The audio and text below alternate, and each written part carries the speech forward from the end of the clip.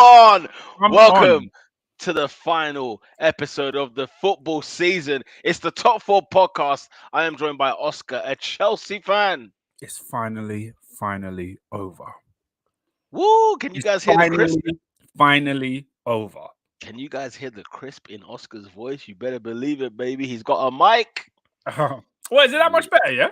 It's crystal clear. It's crystal clear. It's crystal clear. It is made. And we've got a couple of man them on the wing. I don't know what's going on with them. Them man are just, you know what I'm saying? Big up to Robinho. Big up to AD. Generous Dave can't make it today. Ernie Mac. We'll see what he's saying when he gets on, if he does get on. Oscar, how you been first and foremost? Let me get an introduction with you first. The season's over. How you feeling? You know what I'm saying? I've been saying it on the podcast for a few weeks, man. Chelsea really let me down this year, more than they have any other season. So I was happy for the league to end. I was happy to see the back of the 2022-23 season. But I can't say I haven't enjoyed the European football we've been getting over the past couple of weeks. The action has been good. So, you know, I'm a football fan as much as I am a Chelsea fan. So I've enjoyed Saturday's action and the midweek action. I can't wait to get into it. But before we get into it, Pierre, should we introduce one more panel member? Absolutely. Let's get it down. There he is, the shameless. We're online. United fan. We're online. Robinho in the building. We say, what's good? I see all I got, It's all I got left. Double three-peat with the Champions League. Double three. Twice. No, I said double. I assumed the double covered twice. Wait, double three-peat with UCL. So, like, when they won the Champions League, when they done 3 years in a row, they won it with the Champions League involved in the mixture. It's just very, very good, isn't it? It is very, very good indeed. I'll tell you what else was very, very good. Wait, Pete, you know what this show is about, right? You know this show is about the commenters. You know it's about the people. So before you get into the football, I know you want to do that. But David says, big up Top 4 podcast. Hope everyone's good. Hope you're good, David. Endo in the building. He says, Top 4 podcast in the middle of the June. Is this Project Restart all over again? Great era, by the way. Look, for those of you that weren't with us during Project Restart, it was a great era. It was a great What an era. But you know what's beautiful is that we've all grown so much since then. We're all different people. Some of us are working different jobs. Some of us, got married since then. Some of us live in different places.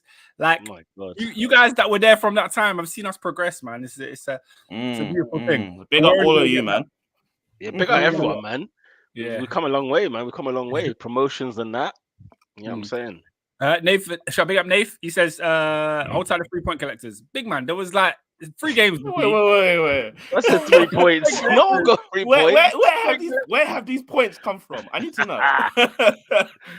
Them ones where you just think any W is 3 points. That's the 3-point collectors, you know. I mean, I hear it. Baraka says, big up the man dem. Assad says, this is why I didn't want City winning the Champions League. The debate of them being bigger than us has already started. He's added Arsenal into that as well. Interesting. It's a huge. Nath is talking about Soccer Aid. Did anyone watch the Soccer Aid? And I didn't watch Soccer Aid, but I heard about Crespo passing it to Bear Weird Man. Then I was like, what is happening here? So I was like, fair enough. I caught the first half of Soccer Aid. A decent showing, you know. I always think Soccer Aid is a bit rubbish until I turn it on, and then I'm like, it's not bad. Baraka says Italy got swept like the Lakers in the Western Conference Finals. I'm so glad I figured out what that was in time to say it. Brilliant. So I was like, WCF? I was like, what the heck are you talking about? I had your back on that one. In case you dropped the ball on a guys, David is begging for these FPL results. For those of you that don't know, we're in the FPL league all season. We have losers. We can lose. We'll take a look today. SW6 says, big up everyone. Endo says, Pete, imagine some little you tried to go behind me on the train barriers on Sunday. Hey. Blood, you know them way there. Because that's what I mentioned last week, innit? Hey, big up. That's a violation. That's a kick, like a horse kickback thing. You have to just. You can't be doing that. Man are asking if we watch Germany versus Ukraine. No. No. The football's done, you know. Like there's no more. This might be one of the first times in a long time where I'm like, okay, good riddance to the football. Like, I'm like that every year, man. Every summer, I'm just like, thank God it's over. Like, just get me to May, get me to August. You know what I'm saying? And then we can go again, bro. But I love it. I love when a summer break comes into plan. You guys get to watch the Formula One. You know what I'm saying? A bit of tennis. You know what I'm saying? A bit of Wimbledon. You know what I mean? Wimbs. Yeah, man. Wimbledon. Shout out to Shout out to the Southwest man them. What is it? Oh yeah, of course. The Southwest man them. Of course. What's that? SW19 is it? What are you saying? Bob, what are you saying? During Wimbledon, should we run a top 40 love podcast? Top 40 love. Leave it. Man said top 40 love. Hey, scenes of 40 love is not a thing, innit? They don't even say 40 love. Yeah, they do. Yeah, they do. They do 40 love, and juice. Then it's juice. Then it's game. 40 love. Juice, no? After 40 love, it's game. 40, like if you win the next one. So no one says 40 love. They just say game. No, because it's after the 40. Love, game point. And then you win the point and it's game. Yeah. You lot are weird though. Why did you do the numbers like that? What, tennis? For real, like, what is 15, it? 30, 40. Like, where they came up with that, I don't know. But then when you go tiebreakers, tiebreakers, that's when it starts 1, 2, 3. The fact that I'll tell you what's Ben. When you're on deuce, man, only get an advantage. I can't even win it on deuce. Like what? No. Like why all of a sudden? No, because you have to be a real winner. You have to get 2 points. Win by 2. You have to be a real winner. Then you can't just win on your serve. It's good. It's good. You have to win. That's a good break point. serve to win. You have to break serve to win. Tahar says, Endo, I don't know. These like having a conversation between themselves. Listen, what station? He said Northfield. They said Northfields. I'm saying Northfields. Yeah, Northfields are what station still. Bring Noah back to Charles. SW6 says Evra was immense in Soccer Aid. Robbie Keane vintage finish. Oh, goal of the week. Robbie Keane, goal of the week. Did he do a little cartwheel thing? I heard something. I heard someone had a good goal. I think it was Keane. Yeah. It was bro. Keane top bins posting in. It was banging. But I didn't see if he celebrated. I didn't see that. And then Assad says, I cooked in FPL this season. To be honest, my first full season playing, I finished 6th, 7th in my main 2 leagues. Big up you. Yeah. I think we're ready to go, man. Big up Nathan in the comments. He's commenting bare, but I'm not going to read everyone because there's just so much. I think it's time to go to Istanbul, ladies and gentlemen. A city in which it got to see the likes of Manchester City versus Inter Milan go head to head in the Champions League final. Go head to head in the Champions League final, and of course, the winners indeed were Manchester City with a 1-0 victory. I always thought there was going to be a 1-0 in that. Robinho, man, did you know, as an Interista man, you know what I'm saying, as Interista men, you know what I'm saying, we were there watching it, and I don't know, man. Did my heart break? Did your heart break as much as mine did? So, like, as I was saying, as I was watching in the game in general, was watching along, and I was saying in the group chat, like, you know what, Inter doing bits here. They just not finishing in front of goal, and I said they need to score in the next 10 minutes because I said City gonna score. I just didn't know how. I was like, they're gonna score, and lo and behold, to be honest, I didn't think they scored the way that they did, but it was like all that hard work at defending the back, keeping Haaland at bay, which they actually did. And then, Rodri out of nowhere, just put it in. And then what can you do? Because when your strikers aren't striking, and I'll get onto the main man later, but it's not what you do, really. So it's unlucky Inter. That's what I would say. City were the deserved winners at the end. And, I can't really say much about that. But what can you do if you don't finish your plate in the biggest game in Europe? What are you supposed to do, really? So, yeah. Absolutely. Oscar, what was your take on the final? It was a final. You know, they say finals are not for good football. Finals are to win. You know what I mean? You're not there to play nice. You're just there to win. So City did what they had to do at the end of the day. I think Inter were throwing everything at it. It reminded me of those, those Champions League games where there's a severe underdog and they used to play against Barcelona and you just concede that this team is better than you. So you do everything in your power to negate them rather than playing your own strategy. That's what it seemed like, man. They were so disciplined in that first half from what I saw. The way they were trying to stop City playing in between the lines. They were chasing down each fullback. Like, they were going for it, man. And shout out to them for holding off City for so long. And the only way that they actually scored was, like, it wasn't through, like, neat play. It was like a deflected cross that fell to Rodri and then he placed it in. So big up Rodri for the finish though, because my goodness, top finish. What a finish. I just want to shout out Balotelli's 11-12 only Prem assist. Big up you, man. Man City fan, delighted to see his team win. He put, is this the way to Istanbul? That doesn't go. Is this the way to Istanbul? We're on our way to the Champions League final. We're City and we've won the treble. The Champions League awaits for me. That's a good chant, man. What's that to the tune of? Show me the way to Amarillo. Show me, is this the way to Istanbul? I guess you made it work. You can make it happen. He said they were singing that at Wembley. So I guess he was at the final. Big up him. But you know, Pete, I have to call it. Wait, hang on. Speaking of Balotelli's only Prem assist, great showing, by the way, on Saturday. You know, seeing Ballo up there with the mandem on BT Sport. Someone said it. Why does he still dress like it's 2011? Hey, bro, big pause. But the guy's got gargantuan shoulders. Like when the waistcoat, you got. Do you see his shoulders, blood? No, he does have. Yeah, he's very defined. I mean, he scored a goal with his shoulder. He's got shoulders for days, blood. This is a guy who has to, that waistcoat has to let it, you know what I mean? Let it be known. I don't know anyone else who has a Premier League goal off from their shoulder. Ronaldinho or none of them man did it. Ronaldinho in the Premier League. My goodness. Not in the Premier League. Sorry, not in the Premier League. Podcast. I'm about to say. I was like, what's this? This is the casual podcast. Is this FIFA? I didn't realize you're playing the Premier League. My bad. For casuals. Football managers. No, I literally said Premier League. Yeah, no, I missed that bit. I thought you just said it. Has anyone scored a goal with the shoulder? Yeah. Music says Balotelli's matured. He's calmed down. I don't believe that for 1 second. Do you know what? It was such a conundrum with that because I was thinking, Balotelli is a wild guy. How they've got him on BT Sport is astonishing.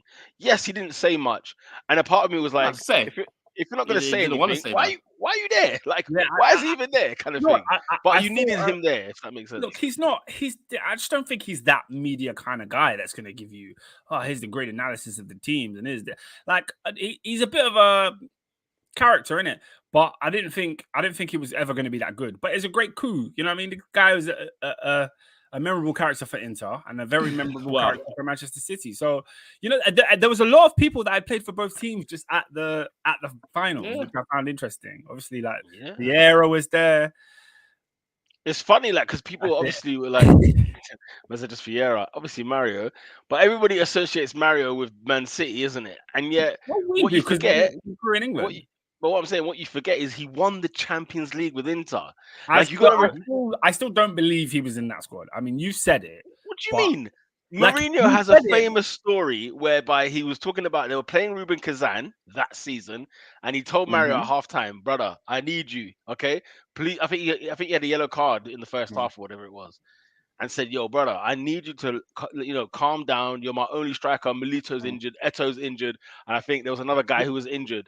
He was like the fourth choice, if anything, right?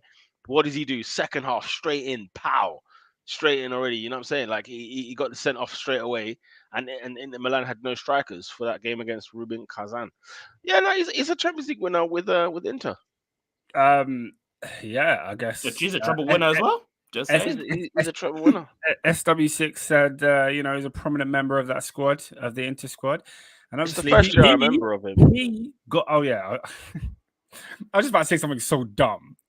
I was just about to go, one thing about this podcast, he actually got the only assist. And then I realized his name is actually Balotelli's only pro assist. I was going to tell him like he didn't know. No, don't you get it? He is the assist. Don't you get this? I get it, but when we were talking about it, I just remembered, and I was like, I was gonna tell him. I was like, did you know? I was like, yeah, you're the one, of course you know. It's your name. Baraka says Burna Boy on CBS was giving post match giving Thierry Henry his diamond chain. Yeah, man. Listen, Burna all over CBS. CBS. They've got the streets in a chokehold. I need you to do a deal with TNT because the stuff that happens on that show is fantastic. A1. They've got the streets in a chokehold right now. Let me tell you right now. You have to hope the people that work at Sky, the people that work at BT Sport are going to have meetings this summer and say everybody is enjoying and talking about what CBS are doing. how can we compete with that and at least offer something different? Like these guys have so many channels, they have the possibility to put one channel where you've got your regular broadcasters and then another channel where you've got like playful kind of interesting conversations going on. They have like Sky Sports. There's times where the game is on Sky Sports Football and Sky Sports Premier League at the same time. Like no, but you didn't hear this though. But Go on. Sky and CBS work together anyway because just how Jamie Carragher and Michael Richards appear on both because they already have those contracts that work together. No, So but it's not. that's why I'm like, No, because they have contracts that mean they can go to other brands. no, You so know they can't go what? to BT, for example. They can't go to those places. But I'm saying the working relationship between the two is there. So I don't But know why isn't it Sky just is like- not capitalizing on it. Isn't it just like, you know, if you wrestle in New Japan, you can wrestle in AEW? Don't it? Like Yeah, but I'm saying, but why is Sky not doing that? Is what I'm trying to say. Here's What do you here's mean? my No, I've but got a lot on it's this. never about the people. Like it's about the audience, in my opinion. P, I'll let you go. Sorry for cutting you. But No. The way these television companies view the British audience, they don't view it as, you know, what we see, which is we see the Twitter audience, we see our demographic. We're all fairly young, you know what I mean? We're not the older generation. And let's be frank, majority of people our ages and younger are not paying for Sky Sports. We're not paying for BT Sport. We're watching our football in other ways. So is it the best thing to service us? Pause. We cannot compete. We cannot compete. The thing is, I would say this though. I'm there's a couple of things. For example, BBC, right? They've done a MOTDX, whatever it is. So they tried to make a thing where it's a little bit youthful, blah blah blah. It's meaty, yeah. But obviously, because of the people that host it, first and foremost, like none of these men are even with the curb like that.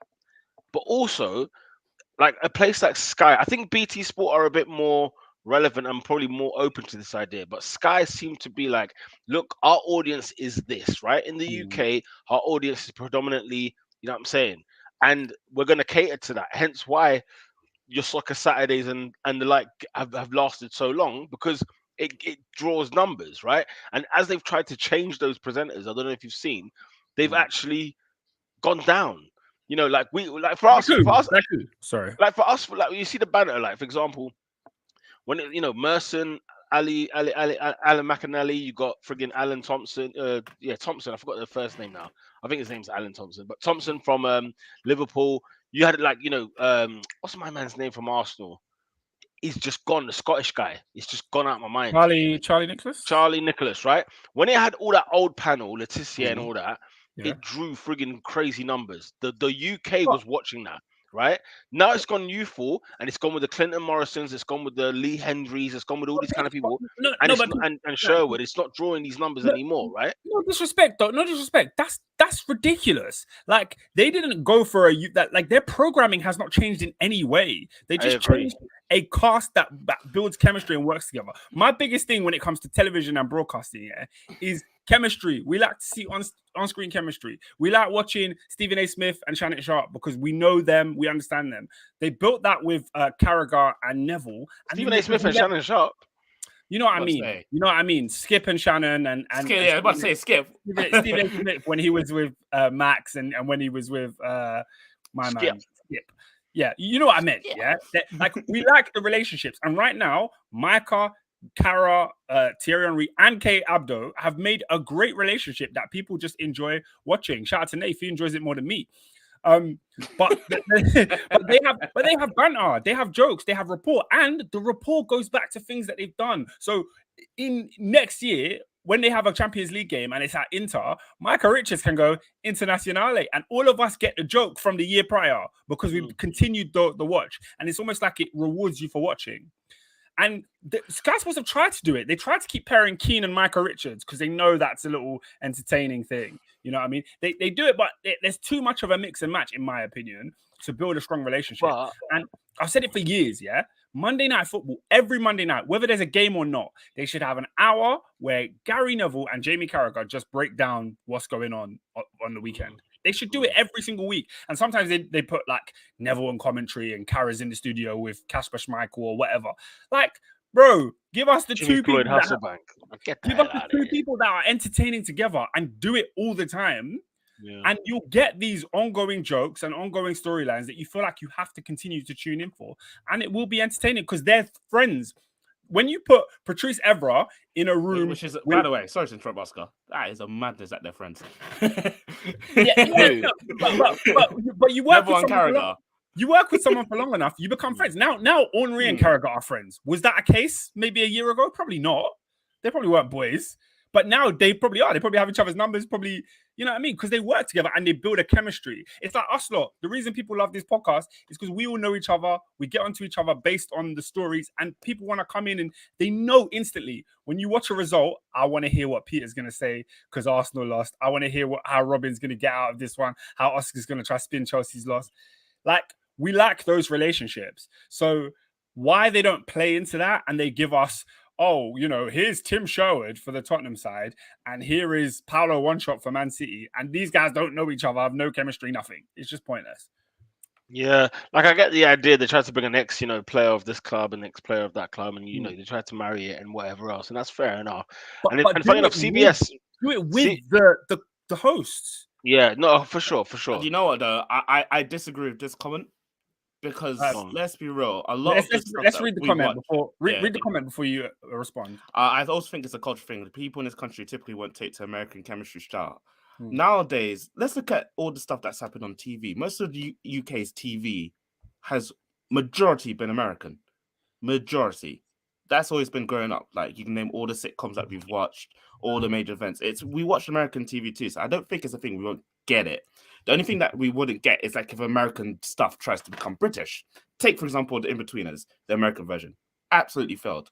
But if there's you just an American version? Stuff, yeah, it failed. It absolutely failed. Because they tried to do the British thing. Same thing with the season 1 of The Office. They tried to make it British, but with American people. American style is not the problem. The US Office is top draw. I don't want to hear any nonsense. No, but did you see season 1? Did you see season 1? Season 1 was literally copied. You don't think I don't think that's really the point. Like, I think my point is that I think the American chemistry style can work here, and it's more of who is in the show. The only, like you said, Oscar, I agree completely with what you're saying. If the people that host it have the chemistry and the style, people follow it. If you look at nowadays, a lot of stuff is now on the internet. You can see it on TV, and you can see that people actually enjoy the stuff, like the CBS stuff. You can bring it to the UK, and I think you can bring it to market. Robin, I don't know if that's true, and the reason I say that is because of a comment that Adrian's just made. We have to remember how small of a portion we are. Majority of punters don't like that Burna Boy stuff, and one thing you got to remember is we are on Twitter. Like, we are the people you see are on Twitter are of a certain demographic, and that's the demographic that I was talking about. That doesn't like they're not the majority of people that pay for Sky. That's what I was trying to go with the Sky thing. That's what I was trying to get to with the Sky thing, is that the streets, like CBS has got the streets. You know what I'm saying? Like, they got the Twitter gang, they got the social media. Whereas when it comes to the Sky, like we were talking about Sky the other day, me and Oscar were talking about how much like Sky is to pay for, a month, right? And you're looking at in the 80s and 100s, depending on what your package is. As long as you got like Sky Sports and BT Sport, blah blah. It's a lot. It's a lot for those, for. A lot of the people that watch it are from places outside of London, outside of Manchester, outside of Birmingham, that are watching this majority. But the CBS numbers are massive in America, like absolutely massive. So I don't think it's just the streets. But do you? I don't. But that's the thing, though. American culture, though, their culture is so much more playful and different to our culture. Like, for example, the way we treat the sport. Like, for example, America has a Super Bowl in the a major performance from Rihanna in the middle of the biggest game of the year.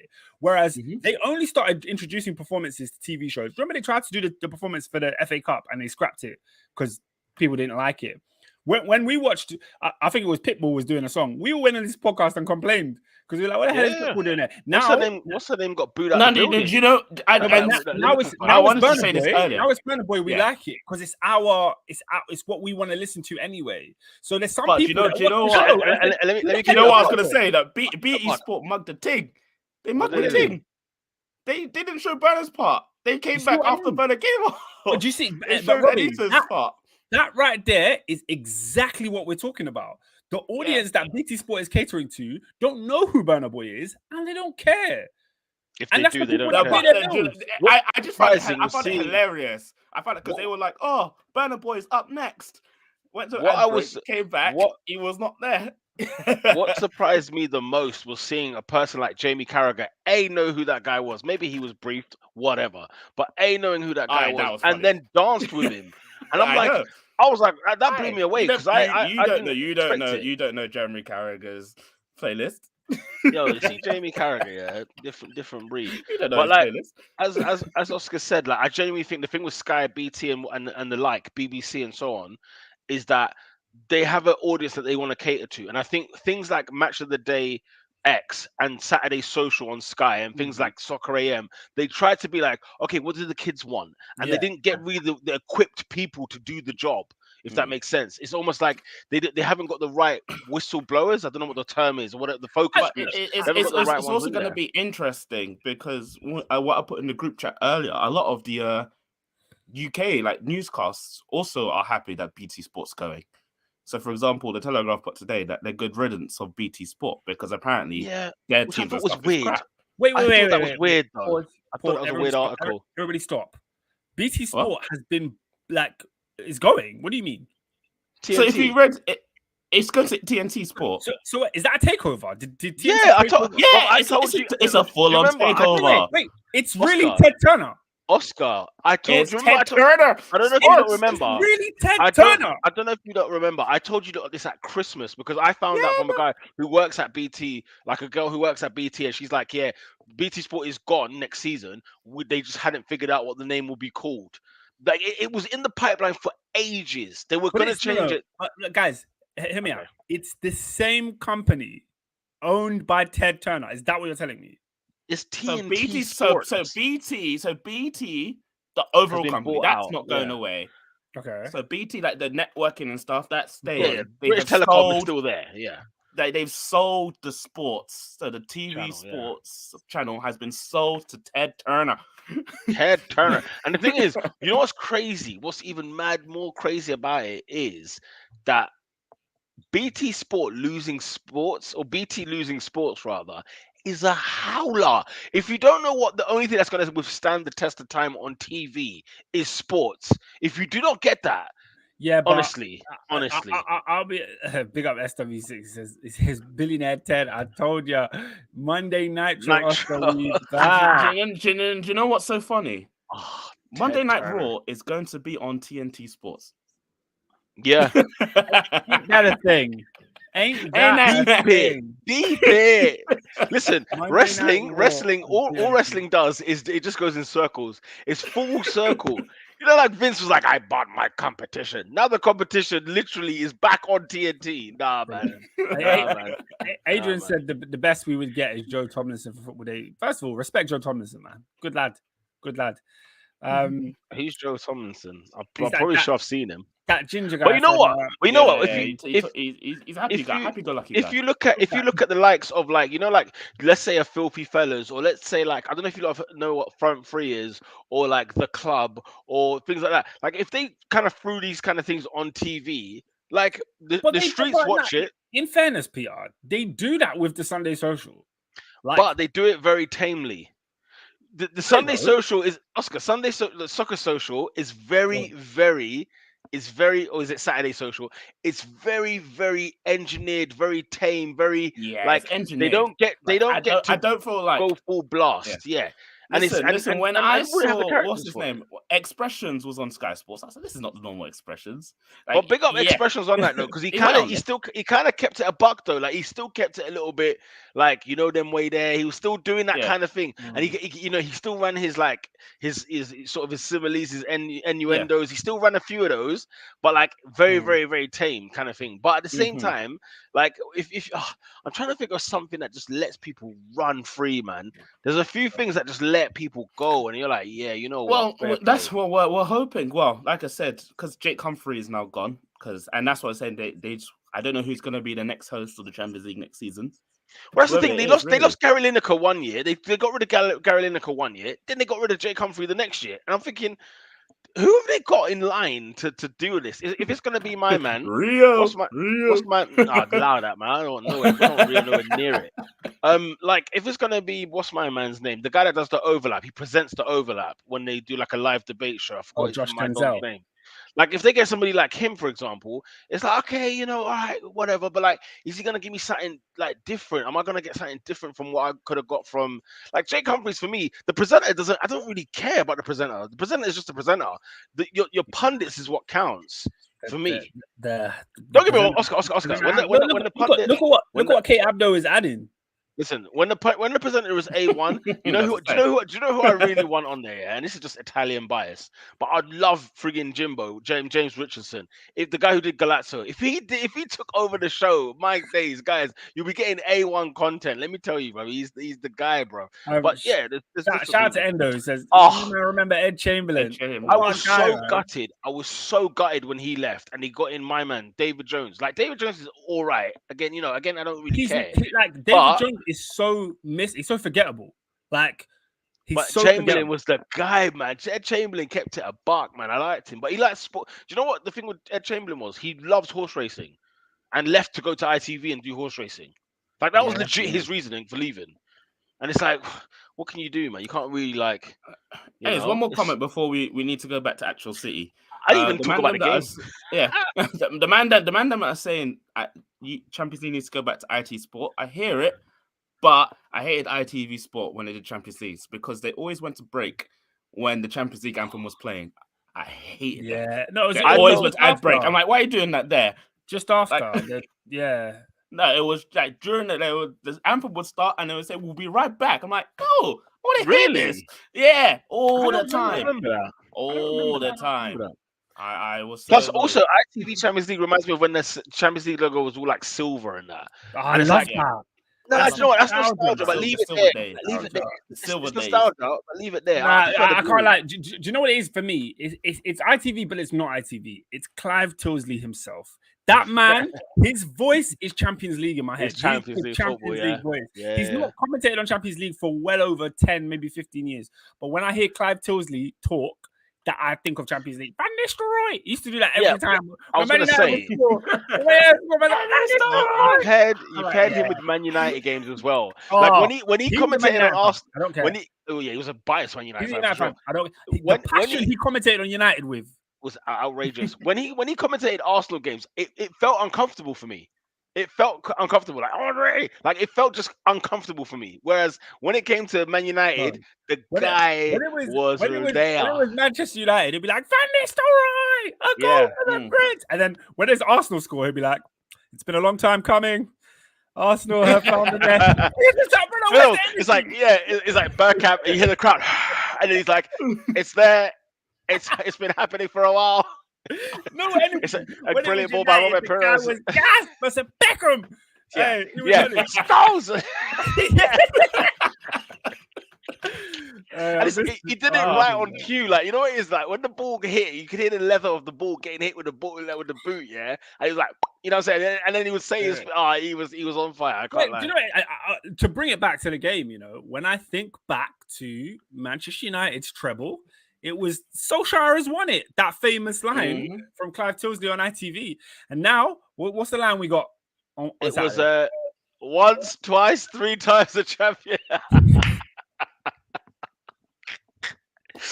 Oh my days! You know what? He did better with the Sevilla game when it was like 7. Was it 7? Magnificent 7 for Sevilla. To be fair, like who was on commentary? Darren Fletcher. And he was about Rooney. Would you remember that game when he Rooney. Bro, Rooney's debut for Man United in the Champions League when he scored a hat-trick against Fenerbahce, that was like elite. That was elite. I was like, I have arrived. That's ITV1. You know what? That Rooney knee slide. Crazy. Do you know what though? There's a couple though, Oscar. Yeah, you're not gonna like this one. Barcelona at Stamford Bridge. Yeah, when was it him? Maybe it wasn't him actually. It might have been Peter Drury. Somebody at Stamford Bridge when Iniesta scored. You know, like after the bentness that took place. It's Clive Tilsley. Is it Clive Tilsley? Iniesta hits the ball from long range. Heartbreaker. I said no. That's the most elite piece of footage because I've never forgotten it since. Yeah, you remember Heartbreaker. that one stuck with Like you. when he said like Iniesta, heartbreak because the story of the match, guys, wrestling is all over life. You know that the story of that Chelsea Barcelona game where Chelsea had 4 penalties, 4 handballs, 4 penalties not given. That was the day. That was the day I looked at UEFA and I said, yeah, wow. even I said, hang on a minute. Like I thought Barcelona were bent because of what happened to us in 06, but it was just bias, purely bias. When I saw what took place in 09, I said, hang on a damn minute. It really should have been United Chelsea round 2. It should have. Yeah. And then the next year, like 2010 was just as bent as well. I remember when Thiago Motta got sent off for Inter Milan, when Busquets just didn't even get touched, but he fell on the floor and started crying. Then 2011, but Mourinho did his thing. He did his thing. And then the next year, bruv, when Mourinho versus Pep, 2011, Real Madrid Barcelona, I said, hang on a damn minute. This is not right, man. This is not right. But yeah, no, it was Champions League football has had elite years, elite eras. But if there's one thing I remember, there's one commentary I remember, it's Heartbreaker, because that was painful. That was painful. Right at the death as well. We need to get back to the here and now. Manchester City won the treble. Pep Guardiola has done the thing that all the haters were begging him to do, was to win the Champions League outside of Barcelona. He went and done that in style with a three-peat and 3 trophies in one season. Yeah. What else what more is there to say? Do you know what? I'll just say this, yeah, on the Inter thing, because obviously I was heartbroken to watch it. And, I really felt for DeMarco and Lukaku. And I know people seem to be like, it seemed to be a bit like... You need to talk... No, do you know what, Robin? I'll be honest. He wasn't the worst... He wasn't the most annoying Inter player. I'll be honest with you. I'll be honest with you. I'm totally of the opposite opinion. Those are one of the days whereby, you know what, like, okay, you've gone for a header, point blank range, the keeper saved it. It's like, for me, it was just unlucky that he's missed. I don't know how he's missed. No, not that I don't think he's even like, but he's a rubbish striker or anything like that. Even the DeMarco one, when he stands in the way and all that kind of thing. Like, for me, it's just unlucky. That was so like the one where he blocks it's so not his fault.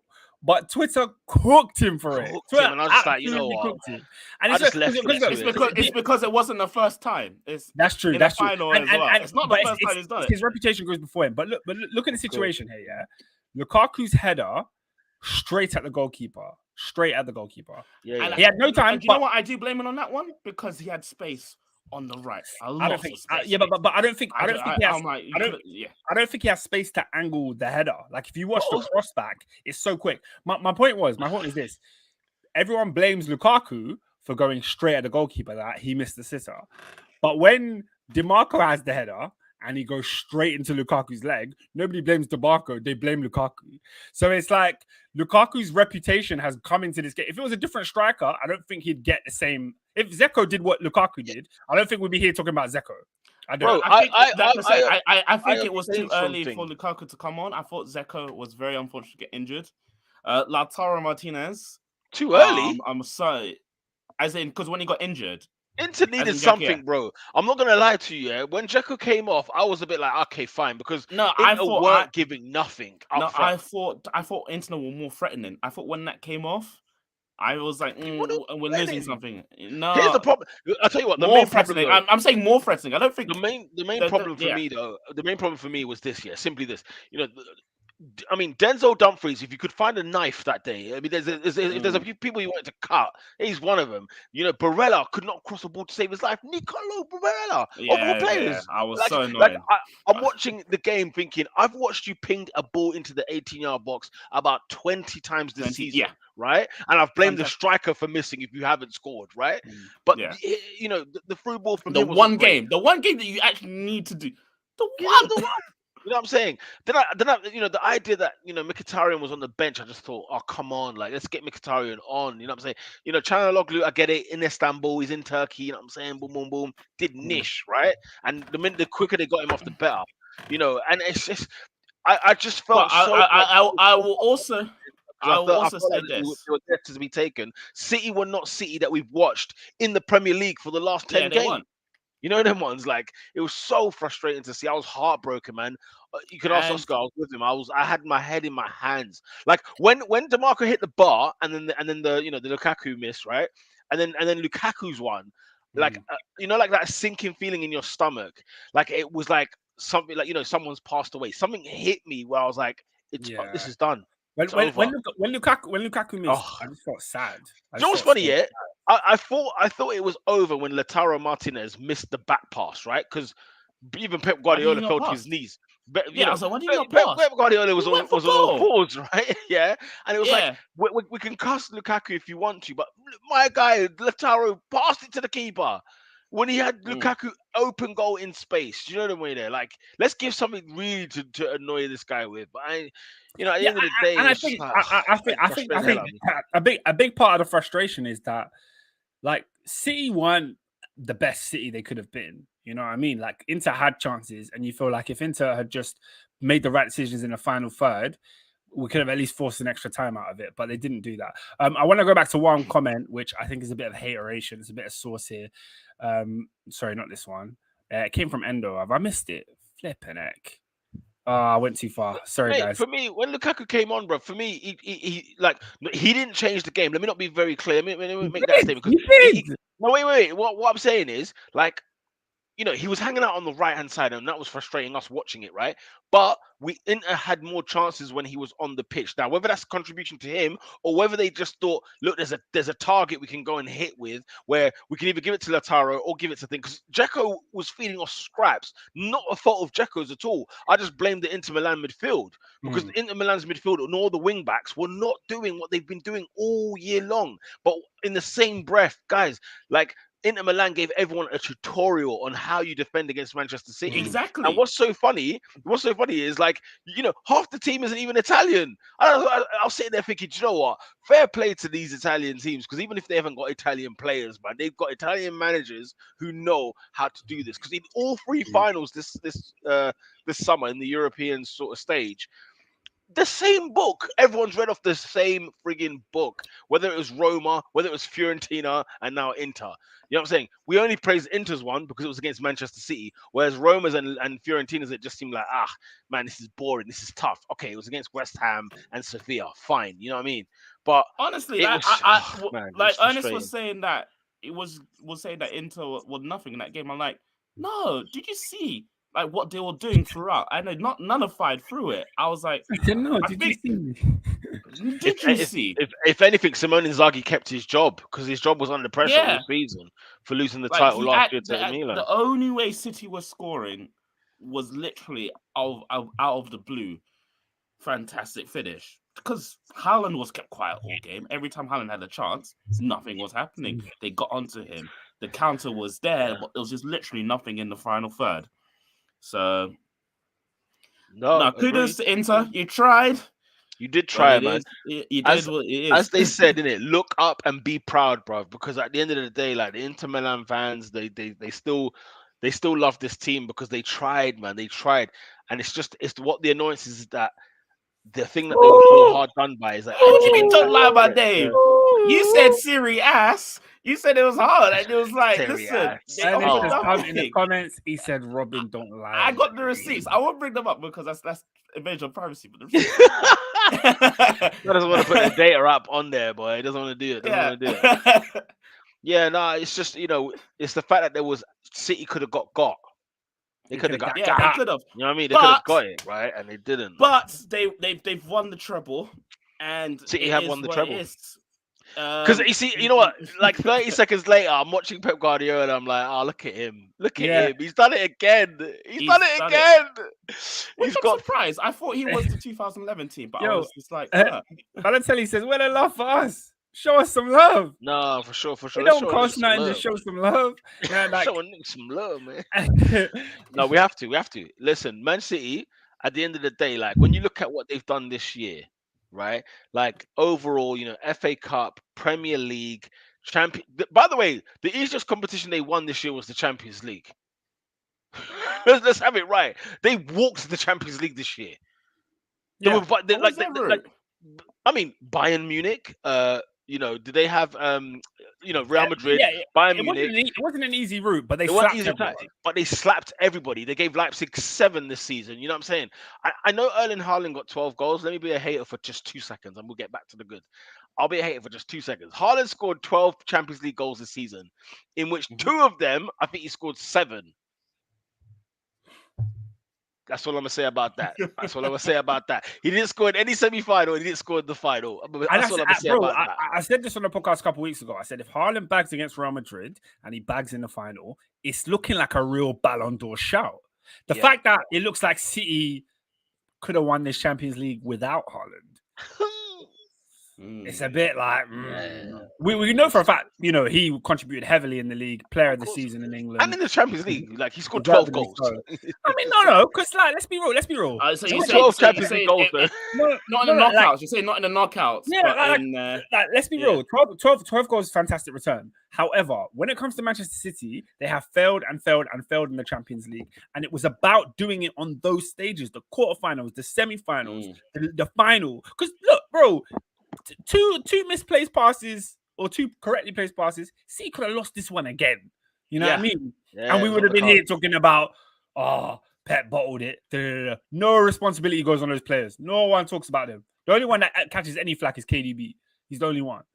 So again with an injury, flipping hell. And now you not hear about the rumor that he's been playing with a hamstring for 2 weeks? Is that true? Like, do me a favor. Is that true? Like he's been playing with a hamstring for ages. But no, listen, credit to Manchester City. They've actually done it. They've overcome. Endo says this is the weakest Champions League in years. I agree. AC versus I think they messed up the draw. They put Bayern, City, Real Madrid all on one side. Teams on one side. Yeah. Do you know what? I'm not having that. I will. That's why I'm like, what was their route? Because if I'm honest, they beat the teams that are supposed to win the Champions League. They beat the hardest teams. Yeah. As much as I want to say that the route was the season wasn't meh, they beat the Big Don. They didn't just beat them. The Big Don. They slapped Bayern. They slapped Madrid. Like they slapped them. It's not even like a 1-0 win. Like, but the thing is, we could have had a slacking in the final. The fact that Inter and AC and Napoli and the like, right, even Benfica, I got to credit them. The fact that they were actually good value for money when they got to the quarters and the semis. But come on, bro, we can't do this. If we got, imagine we got a semi Real Madrid versus Napoli. Let me ask you a question. Inter versus Bayern, who wins that? 2 legs. Who wins it this year? This year, I think Bayern would have won it. I don't know. I don't know about that one. I think Bayern would have won it. Napoli, I don't know about that one. Napoli, Bayern. I think it's a weird one to say now in hindsight, but I think Napoli would have beaten Bayern. No, of course, I agree. It would be Napoli. Napoli versus let's say Napoli versus Real Madrid. Let's again, Pete. This is the tasty games that we want to see. I don't know who would win that one. Fine. You're saying. I'm saying we wanted tastiness, and I think we were all very excited for the Milan derby. We were all like, "This is brilliant." But then when it came down to it, they won the tie in the first half of the first leg. Like, but Inter were good value for money. They were good value for money. If they won the Champions League, they got to the final. We can't hate. They got to the final. No, the rest of the Oscar, don't forget in their group stage, bruv, they finished above Barcelona, and I think they had Bayern in their group or Real Madrid. They had one of those. Barcelona was in the Europa League. They got knocked out. Who cares? Oscar, but Oscar, Inter had Bayern and Barca in the group stage, and they made the final. I mean, big up them. That's not what we're talking about, though. We're talking about They're like, it was all like, it's all top heavy. You know what I'm saying? City, Madrid, Bayern. It's top heavy. No, two things can be true. They were top heavy, but let's not downgrade Inter for what they did. They got to the final. They did their thing. And what's funny, the best Italian team didn't even make it to the final, and yet we would have rather seen Napoli. In all honesty, Napoli would have given everyone a good game of football. But they tailed off. Let's talk about the man who came off, Kevin De Bruyne. He got an injury. He got an injury. Like, what can we say? Like, if we're gonna look, the streets were saying he ducked another final. The Twitter sphere is a funny place. You know, they will cook you for anything. If your name is out there, they'll cook you. he pulls a hamstring. The first time he gets body checked, he gets frigging quarterback tackled by a frigging Rudiger in the other final. Both his eyes came out of his head. Guys, And then in this one, I've never celebrated an injury, but that when KDB was coming off, I made do. listen, I was so happy. every man and his dog across the world knew as soon as KDB came off, Haaland is scoring no goals. You just need to take him out and bring on Julian Alvarez. That's the real truth of the matter. Like you can just take him off because he was getting no service whatsoever. You know them way there. So and City, man, it's annoying because like you look at the play, you look at the football, you look at who was really the man of the match in that game. You're gonna give it to Rodri because he scores the goal, but that's basically it. Incorrect. Mm. If there is a man in the match for this game, and it's the person I've been cussing for a long time, but this game I'll give him his props. Edison. Why have you been cussing Edison? Yeah.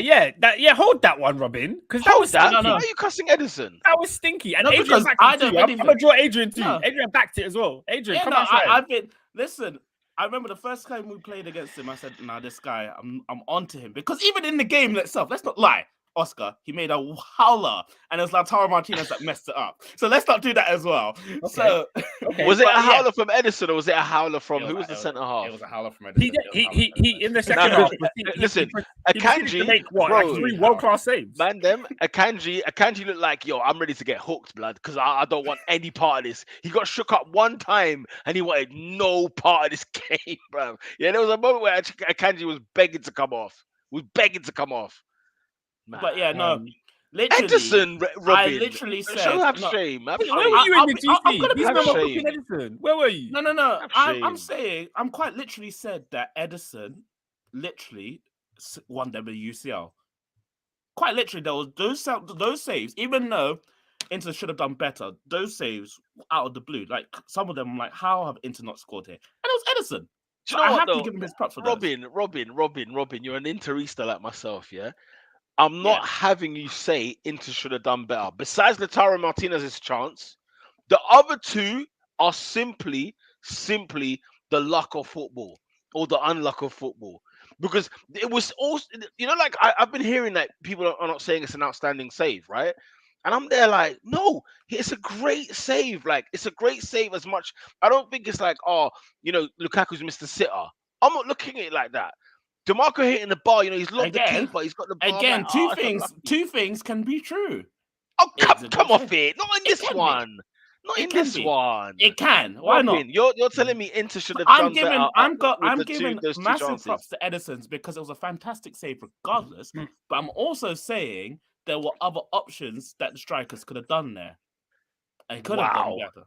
Yeah. Wow. I'm sorry. When that ball was getting whipped in, every man and his dog thought the ball was in the back of the net. You thought the ball was in the back of the net. The fact that it comes off of the keeper, it's an outstanding save. People what Adrian said in the group chat earlier this week. Yeah, this is after City won the FA Cup final. He said, "I know he didn't play yesterday, but Robin, I'm putting the watch out on Edison." You what? You better get your receipt and hand it back. Hand your watches back. Edison should be nowhere near this. This is why you lot are doing the most. Taha says, yo, Edison is a bum at goalkeeping. Don't try to deny it. He's only good with the ball at his feet. Why is it, in football, you can only ever be world-class or a bum? Like, you can't be just good. You're either world-class, top-level, Ballon d'Or, generational talent, or you're a bum. It don't make sense to me. Best keeper in the league. Edison is comfortably the second best keeper in the league. Best keeper in the league. Do you know how comfortable that bed is? He's comfortably the second best keeper in the league. And, he's an international level goalkeeper. If it wasn't for Alisson, who is the best, he would be Brazil's number one. And he'd be number one for a lot of countries. Like, the guy's a good goalkeeper. Like, I'm not going to sit here and talk about he's elite. He's up there with one of the great Premier League goalkeepers. No, he's not that level. But he's good, man. C haven't needed to change. C ain't had no issue. C ain't losing sleep over Edison. Let's be real. Pep has changed everything he's wanted to change. Let's be clear. Pep has got rid of everyone. When they're playing well, when they're not. Pep got into that team, had a keeper, sold him. Signed the keeper, sold him. You know what I'm saying? If he needed to get rid of Edison, he would have. People are saying they're hyping saves of shots that were straight at him. No, Big man, people don't it's the understand. It's the They don't Champions League understand. final. This is the thing. When Lukaku had that header, bro, if Lukaku scored the header, we're not here screaming world-class goal, but you have to put the ball in the back of the net. And Edison had to make saves. He was called into action and he done his job, bro. He done his job. Congratulations to him, man. I can't believe it. Congratulations to him. I can't believe it. Caesar Sense says he's a bum. So what's David De Gea? What's Mendy? What's Pickford? You lot have unmeasured takes to prove you have an opinion. What's happening? Oh, Anis, that's a bar. That's a bar, you know. I'm gonna use that one on Twitter because people just be saying stuff. Like there is no in between. You have to be world class or you're a bum. That's it. That's the way they go. And you know me as goalkeepers union, I've got a lot of respect for goalkeepers. No, a lot of respect. See what Adrian says about he can the goals that he concedes. So it's up a little bit up. Adrian, man, it's a family friendly show, man. Let's keep that language away. No, he said that he looks at the goals that the guy concedes. Edison has massive bozo moments, and I've seen it. But in the game that matters the most, fantastic, and that's all I can say. So big up to him, bro. Name it like I was gonna say name a time that Edison has cost City a game, but then I thought of a couple. So let me. That's what I was like. There's a few. It's not like he doesn't. But he came in on the biggest game of the year. What can I say? You know, he comes with his risks, sure, but he's never failed. He's never failed, and we're here talking about him like he's a bum. Yeah, he's never failed. The failings of City to when City have failed to win the Champions League in the past, we're never looking at Edison. We've not looked at him once. We're not looking at him once. We haven't looked at him again. You know, like I'm sorry. Anyway, I'm just not here for it. I'm just not here for it. The whole thing started was me praising him. I said, "Listen, he won." Yeah, no, but you know what you were doing in the GC, you and Adrian. You know what was. Don't do that. Don't do. Oh yeah, I said nice things. You said nice things to counteract the bad things you said. It is counteract the bad things, and I started off. I said, "Listen, in this game, he told me to keep quiet," and I said, "Fair enough." Fair enough. Mate, credit to Manchester City and the whole team. But I want to say this: Pep Guardiola and doing a second treble and whatnot. Like at the end of the day, bro, he's got 2 trebles, blood. Like chat to me properly. Yeah. Anyone that wants to call me his lawyer, I would stand by it. He has 2 trebles now. Oh, no, I've retired. You are still suspended. I've retired. I'm not suspended. I've retired. You're still suspended. Listen, I gave him my P45. I said it's been a pleasure, Pep. You know what I'm saying? I hope all that money and all those cases I've won for you have come to fruition. I remember having to defend this case against Spurs and Lyon. Man, it was the hardest time. And even Chelsea as well. It was the hardest one. Lyon L. That Lyon L. No, the Chelsea L. Oscar, if you go back here to that podcast after the Lyon defeat, the case I build for Pep, I am worth every penny, man. Let me tell you, I'm like, listen, now you've done it. Let me hand it in, man. Let me just say, man, take my blazer. No, he's not back. You're still suspended. What do you mean? No, it's not well, Peter's back. And listen, it's not like I left. I'm supporting my team.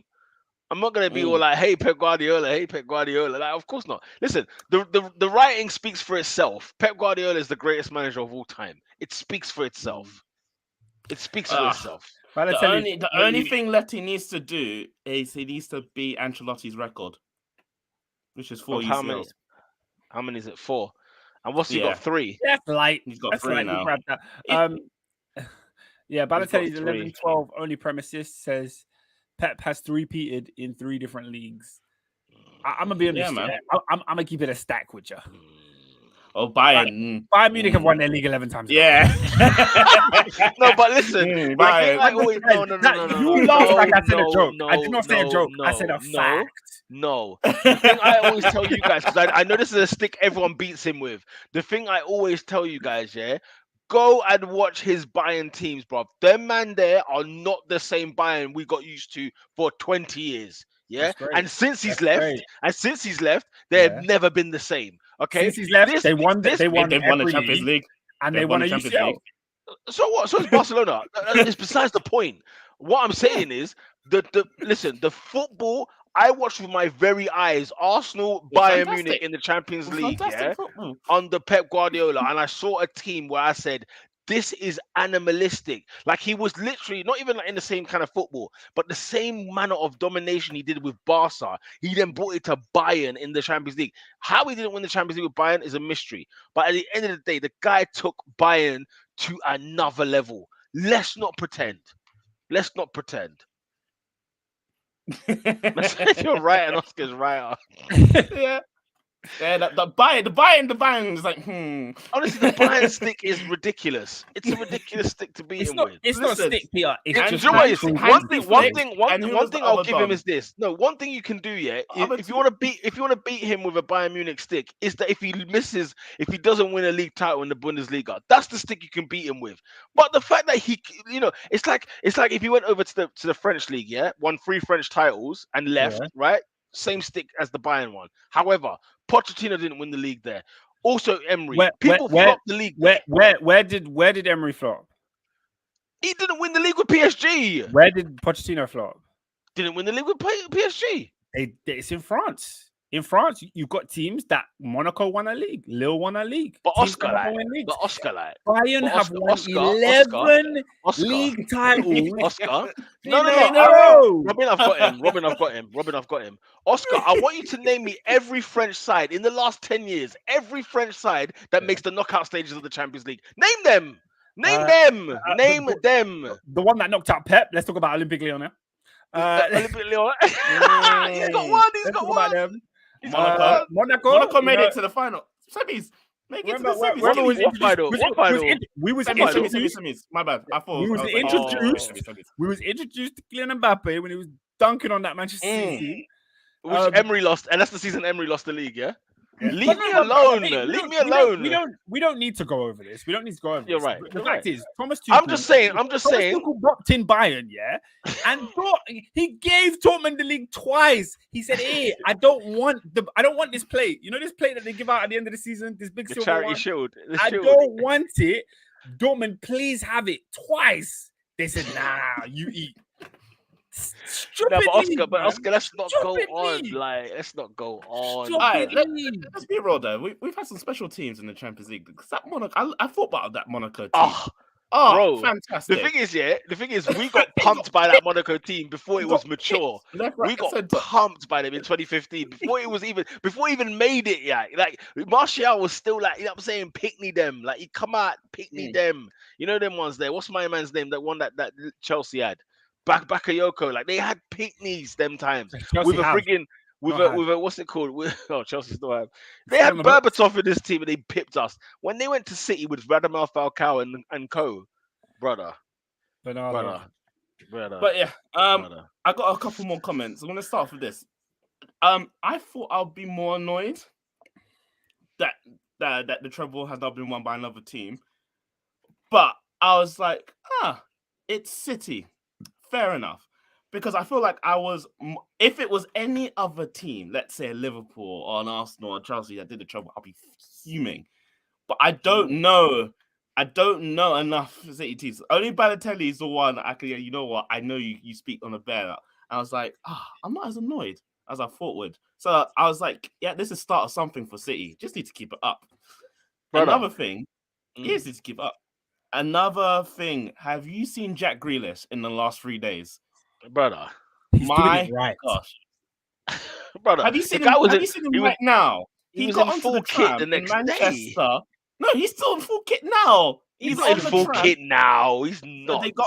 City's parade. They got onto the tram, so they're not doing open top. They got onto the tram for the Champions League, the FA Cup. Okay. They're taking public transport for some odd reason, but they're doing it. And Jack Grealish is still in the same kit, drinking. He's gone.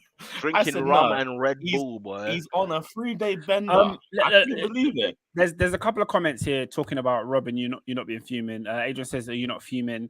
SW6 says, "Are you crazy? No. City matched your greatest achievement in one season." As in, I am annoyed, but it's because I'm not. How do I say this? And it's not to the detriment of City or what have they done. History-wise, I hate Arsenal more. I hate Liverpool more. I hate all that them more than I hate City. And City are a team that their history is recent and they're growing. But prior to that, they didn't have anything that I really hated for. And it will be more of a jealousy right now than a hatred. If Arsenal did it, Peter will be doing Jack Grealish right now, and I'll be fuming at him. Guys, I will be steaming on this podcast. It wouldn't have ended. Yeah, guys, so it's if not Arsenal won the Champions League on a Saturday, I don't think we'd have a podcast on a Monday. Like I said, I wouldn't be on Twitter. I'll just I'm off. I'll film it live from the parade. What? Street blood. Stream your settings, boy. I'll be like, yeah, boy. Season says, post Aguirre, I'm numb. Yeah, it's just do you know what made me deep? That's why I'm like, I'm guys, annoyed.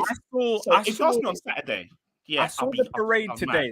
They showed. On Twitter, I saw footage of the parade today, and I said, "They're in your city, bro." On site. You know, like they are, bro. Like I think that's what it is. Because do you know what it made me realize, which I never fully deeped ever until now? Chelsea are the only club to bring the Champions League to London. We had it in the city. No, we was in London with the UCL. They're in Manny with the UCL, Robin. Get your chain back. What do you mean you're not sad? I'll tell you what I did back. I'll tell you what I did deep. As much as that's very much true. Do you know what actually dawned on me today watching the parade?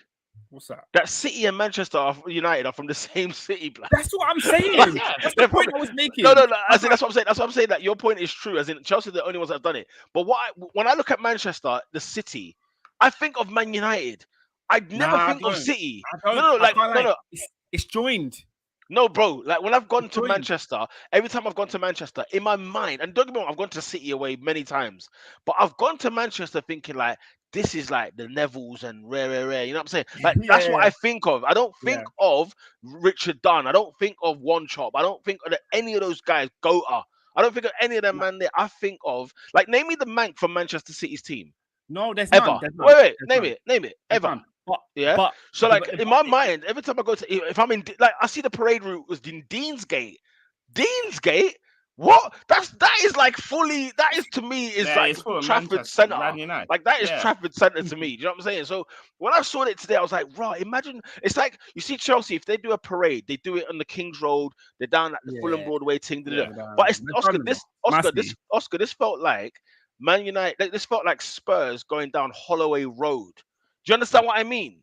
It's not just that it's in London. I'm talking about in my block, like in my ends, blood. You know, N5, and you're there with your bus, with your white pigeon bus. Nah, blood. Come on. And they dunked on United in the final. And they beat United in the final, man. Come on, that is pain. Come on, you don't love this game, man. You don't love this game. And the thing is, what there was somebody on TalkSport who made this Man City fan who made me like, you know, even more context to this was like, you know, United fans ask us, can you win a title? We've done it. United fans ask us if we can win a treble. We've done it. Like treble as in domestic treble. We've done it. United fans ask us if we can win the European Cup. We've done it. They asked us if we can win 3 in a row. We've done it. And I was just there like, now only our Centurions are unmatched. Our stands alone. Man United haven't got anything that stands alone against City. I sat there like, yo, this is wrong. You know, there was like, I was sitting there thinking like, now Man United have to do something. Of course, they've got 20 titles, right? So, you know, Man United fans could also make the argument, you've got 9, we've got 20. You know, when you're ready, get on our bus type of thing. But like, it's a case of like, they've done like whatever stood alone for Man United. City have gone and done it. Whether it's 3P or treble, they've done both in the same season. I say it's outrageous. It's outrageous. Nah. And you know, I completely forgot what I was gonna say. I completely empathize with man like Brandon Williams. I'd be fuming too. He's the one. That's the one that's gonna hurt. He went off. Brandon Williams was on his Snapchat like the true Gen Zer that he is. Yeah, he was going crazy. Is that still around Snapchat? He was on Instagram, but I'm just saying Snapchat because he acted like he was on Snapchat. He's a child. The guy's a child. He's a grown child. Let's be real. He added Rio Ferdinand and said, "Oh, why are you celebrating City winning the league? Why are you congratulating them?" Hey, Roy Keane's son, you know. Right. No, But but Roy so, Keane, like I Roy Keane said, would have- Roy Keane would have congratulated them. He would have said, "Well done, City." so honestly, I'm saying, you know what? I can't. City are now in the echelons. They're a big club. You what? Yeah, they're 4 away. Man City are 4 trophies away from Arsenal's total. They could back that Surely. next season. That's not right. Surely not. As in 4 prems. Four? 4 prems. Like 4 English league titles. Yeah. No, Okay, no. fine. What? Yeah. Yeah. They're 4 titles away. Yeah. So they've got what? They've got 9. We've got Yeah. That's why I just said 9. Yeah, we got 13. So, like I said, City have won. What? So they started off on 3, and then when Pep Guardiola came in, and it's come on, and now they've won 5. Oh no, they've won 6. I'm not In gonna lie, the last guys. If City hit 21, I might just stop watching. Yeah, Yeah, that's the thing, though. Next season's story will be. Next season's story will be about the 10. Can they get 10 titles? That will be their big segment. Oh, next they'll year. be on there doing La Decima. Yeah, they'll be giving it all that. You know what I'm saying? The double-digit prems. Yeah, so they Hey, have listen, 9 Guardiola now. post-match said, Madrid, don't stay asleep because we're coming. Well, like, if I said we got 1 title and they've got 14 or whatever it is, yeah, we're 13 behind. But if Madrid stay asleep, we're coming. I said, yo, Pep, huh? You've been sipping that red vino already, man. I'm interested to see City's next season's team because I'm seeing bare people leaving this season that have been quite integral. So like Gundogan, Bernardo Silva. I'm interested to see who comes in. Let me say this is the number one thing I'll give City. One of the best things they do. It's one of the things if I had to credit Fergie and just say, you know what? Oh, even trophies in total. Like with Fergie and whatnot. The fact that they lose players every season, City, and we don't even talk about that.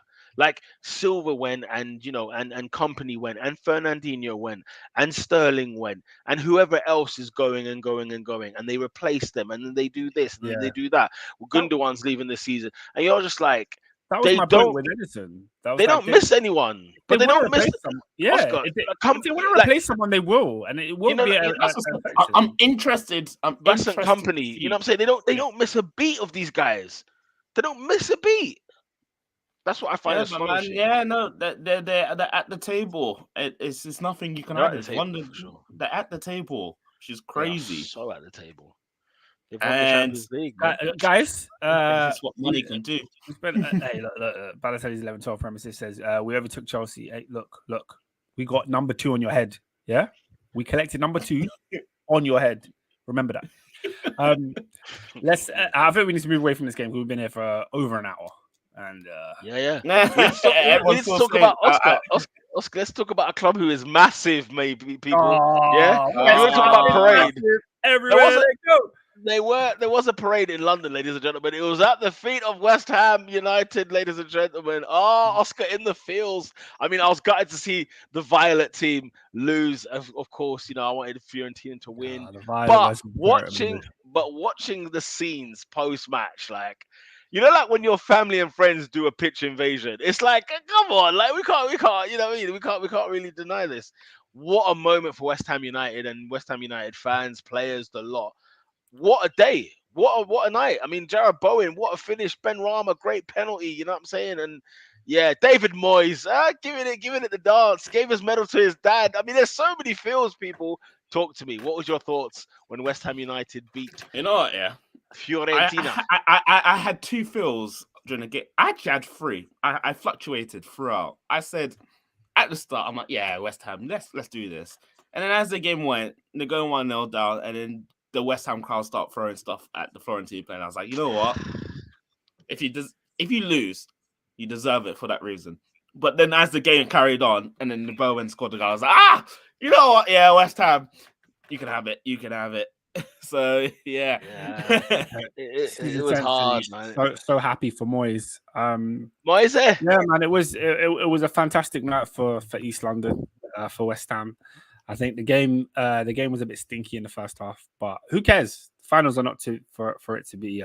Finals are about emotion. It's finals not are about It's about, I'm saying, it's You about win the the game. emotion of the You night, win the game. the story, the script. I mean, let me tell you something. Yeah, Vincenzo Italiano, you need to come to the stage and be held to court. First of all, not starting your top goal scorer in Artur Cabral is just is a nightmare. Okay, yeah, Jovic, fine. I get why you would play him, but not to start your top goal scorer in the tournament. Like, what are you doing? Like, that's just a stinker in and of itself. So yeah, anyway, but no, you know what, man? It was listen, guys, I was happy for Italian football. 3 Italian teams in the finals. I was happy for Italian football. I must admit. I think that's a big look, and I know everybody right now is talking about how they all lost, so it's like it doesn't mean anything. But I think it shows, I think it shows that those teams were able to go the distance. And what's surprising is that they weren't even the teams that particularly did well in the league, but they did well in Europe. Yeah. So it's like, I mean, you didn't have like Napoli or Lazio or any of these teams going far, but you had To be those fair, the only finalist that actually did well in the league was Manchester City. All the other finalists in every single competition were awful in the league. Man, could have been us. Sevilla could have gone down this year. Sevilla could have gone down this year, guys. You know them, we there. So, but hey, how they made it to the final and won is another matter. W6 says, yeah, this is why we don't discard Man, European they were trying to trophies. discard the Conference League. I said, listen, it's a good thing for the There you losers. go. No, not only that, like this goes to my point about people. I said it in the GC earlier this week. This idea that teams should just can competitions to focus on the league, and it's like, look, hate that. If you're not going to win the league, then like reserve energy for the league. Of course, prioritize the league by all means, but your cups are there to be won. Like, bro, if you're at a club and you win it, like Moyes could get relegated next season. He will be etched into the history of West Ham for what happened this week. Like, he's won the biggest trophy West Ham have ever won. Yeah, bro. I said this last week on the podcast, and they've won the cup. I'll say it again. Declan Rice is leaving West Ham this summer. He could go to any club. He could win every league. Yeah. If he goes to a big club, win every league, win the Champions League, win something with England. When we look back at his career and the notes, we're going to go, yo, he brought a trophy to East London. A European trophy, bro. Like, that's as far as I'm concerned, that's the pinnacle of football. That's what you should be aiming for. Winning a trophy, number 1, winning a European trophy, number 2. So this idea of let's play to get 7th and get mid-table, and let's just hope we get a European slot to not do well in Europe the next season because we're prioritizing the league. It's just silly to me. It just doesn't make any sense. No, mate, I hate cutting out a competition. You know me, man. I have a massive bone to pick. I would rather The only time I'd probably go against that is if you're. Do you remember that year when Burnley won the Europa League? And I said they got a can it because they were in the bottom of the league, like they were bottom of the Premier League, and they were about to go down. I remember that conversation, and they didn't go down. And they didn't go down, but they went out of the groups. They didn't went out of the qualifier of the Europa League. They didn't even get into the group stage. Stinker. They didn't even get into the group stage. But they needed to get out of there because they were going, bro. They were dying. West Ham are now in the Europa League next season. Oh, would you believe it, John? Yeah, eight English teams. Everything in Europe. 8 English teams, no Chelsea. Crazy. Everything. No Spurs. Crazy. No Chelsea, no Spurs. But it's 8 of us. Do you know what that means? Do you know what that means, guys? The league is going to be a cakewalk. The league is going to be everyone playing Sunday. Everyone's playing on Sunday, except us. We'll play Saturday. Allow it. No, don't do whoa. Like you weren't playing Thursdays this year. Arsenal's got that 12:30. I was in your channel. Don't act. No. We're gonna get 12:30 and at 5:30. It was. You man are acting like you didn't have to work Thursdays into your schedule. You said You said next season. Tell them again, bro. The series finale has happened. Mate, I'll be coming. The new series. It's a new series. What does WWE call it? The premiere. The premiere of the season premiere. Listen, Oscar, I'll be coming back late on a Monday night. Yeah, I'll be barely making it to the podcast because I'll be working pre-match for Champions League nights on a Tuesday, baby. Yeah, exactly. Exactly. We're taking a year out, gap year. You know what I mean? We just got to go find ourselves, reconfigure. You lot love a gap year, innit? You lot Gap love year, a man. gap Look, year, but bro. like I was saying earlier, football's about winning trophies, isn't it? And Mauricio Pochettino picked up his first trophy last night, first of many in blue. And Sorry, what was this trophy? The soccer aid. He did what? He won He's the soccer aid. manager. Was he the man? Oh, God. If there's one thing Chelsea managers do not need to be doing is mucking about in a frigging. I don't give a damn what charity it is. Hey, Mucking around in a soccer aid. Yeah, he's got a lot of work to do at Cobham, mate. He's got a lot of work to do. Look, Assad said, Oscar, we can't laugh. We're going to be playing round 2 Carabao Cup against the MK Dons. Them man are going to be. You're going to be first round of the FA Cup. Peter, tell me, am I lying, or does that not sound like a great away? Let me tell you right now, I mean? that's a major away. We're not going to have European aways next year. That's where Milton Keynes away. Milton Keynes away. Your passport. You don't need your passport next season. No need to renew. Oscar does not need to renew. All I'm asking for, from the people that do the draws, from the people that draw the. I was gonna say balls. Say it. Yeah, he didn't want to. The people that do the draws, yeah. He said golden balls. You give me in the League Cup or the FA Cup. If you give me Coventry away, Scenes of glorious emotion. Scenes. I wanted them in the league so bad, just for that 3 p.m. on a Saturday at the Rico Arena. Hey, Champions League massive. I ain't done this in a while, innit? What's the best European away day to look forward to? What who do I want, blood? Oh, the San Siro. Honestly, I've done San Siro though. San Siro, we've done it in the Europa League with AC. I'm saying just because I love an Italian away. So you went all the way to Milan. You did the longest journey to the San Siro just to hear, brother. Milan was the least of my problems. I did Azerbaijan, fam. I did 6 hours Inter on a Milan flight versus Borussia Dortmund Champions League. Oh, so what a night! You heard the champion. The champion. I have video evidence. The shouting. Yeah. I mean, I respect your experience, Robin, but it was international. It wasn't Champions League royalty. It wasn't. They have one of you. There. They have one of you. Stop right there. Show some respect. Wait, what? Sit down. What are we doing? What we doing? To have 3 Champions Leagues. Sit down. No, sit down, guys. When you go to the San royalty, Siro, like he's got more. No, guys, I didn't say we're royalty. But don't this in our blood. Like AC Milan are Champions League royalty. Am I lying? Yeah, they can be, and both can be true. Inter Milan can have the royalty as well. They've got 3. AC Milan's home is the San Siro. Inter Milan are renting. Let's be clear. This guy, you're such an idiot, man. Inter rent a room in AC's home. That's what's happening. Oscar, Inter come to AC and said, "Yo, we're gonna have more Premier Leagues than you, or more Serie A titles than you," and they have them. And they do. What do you want? What do you want? Guys, read the number. They have 3 Champions Leagues. One of them is a treble, Oscar. Let's not do this. One of them is a treble. Robin, if I take my Chelsea Champions Leagues and I add them to your Manchester United Champions League, we're not catching AC Milan. We're not catching them together. No, listen, there's no doubt. Milan are not. We're not going to act like they're not royalty. There's no doubt. Like AC Milan, but it's the fact that Oscar had the You nerve to say that they're not royalty. You're a disgrace. They got 3 of them. They've done it 3 times. Guys, you have to understand. When I went Chelsea versus AC, we were looking down on the AC Milan fans. The guys, they were showing me their badge with the 7 on it. They showed me their sleeves and look, 7.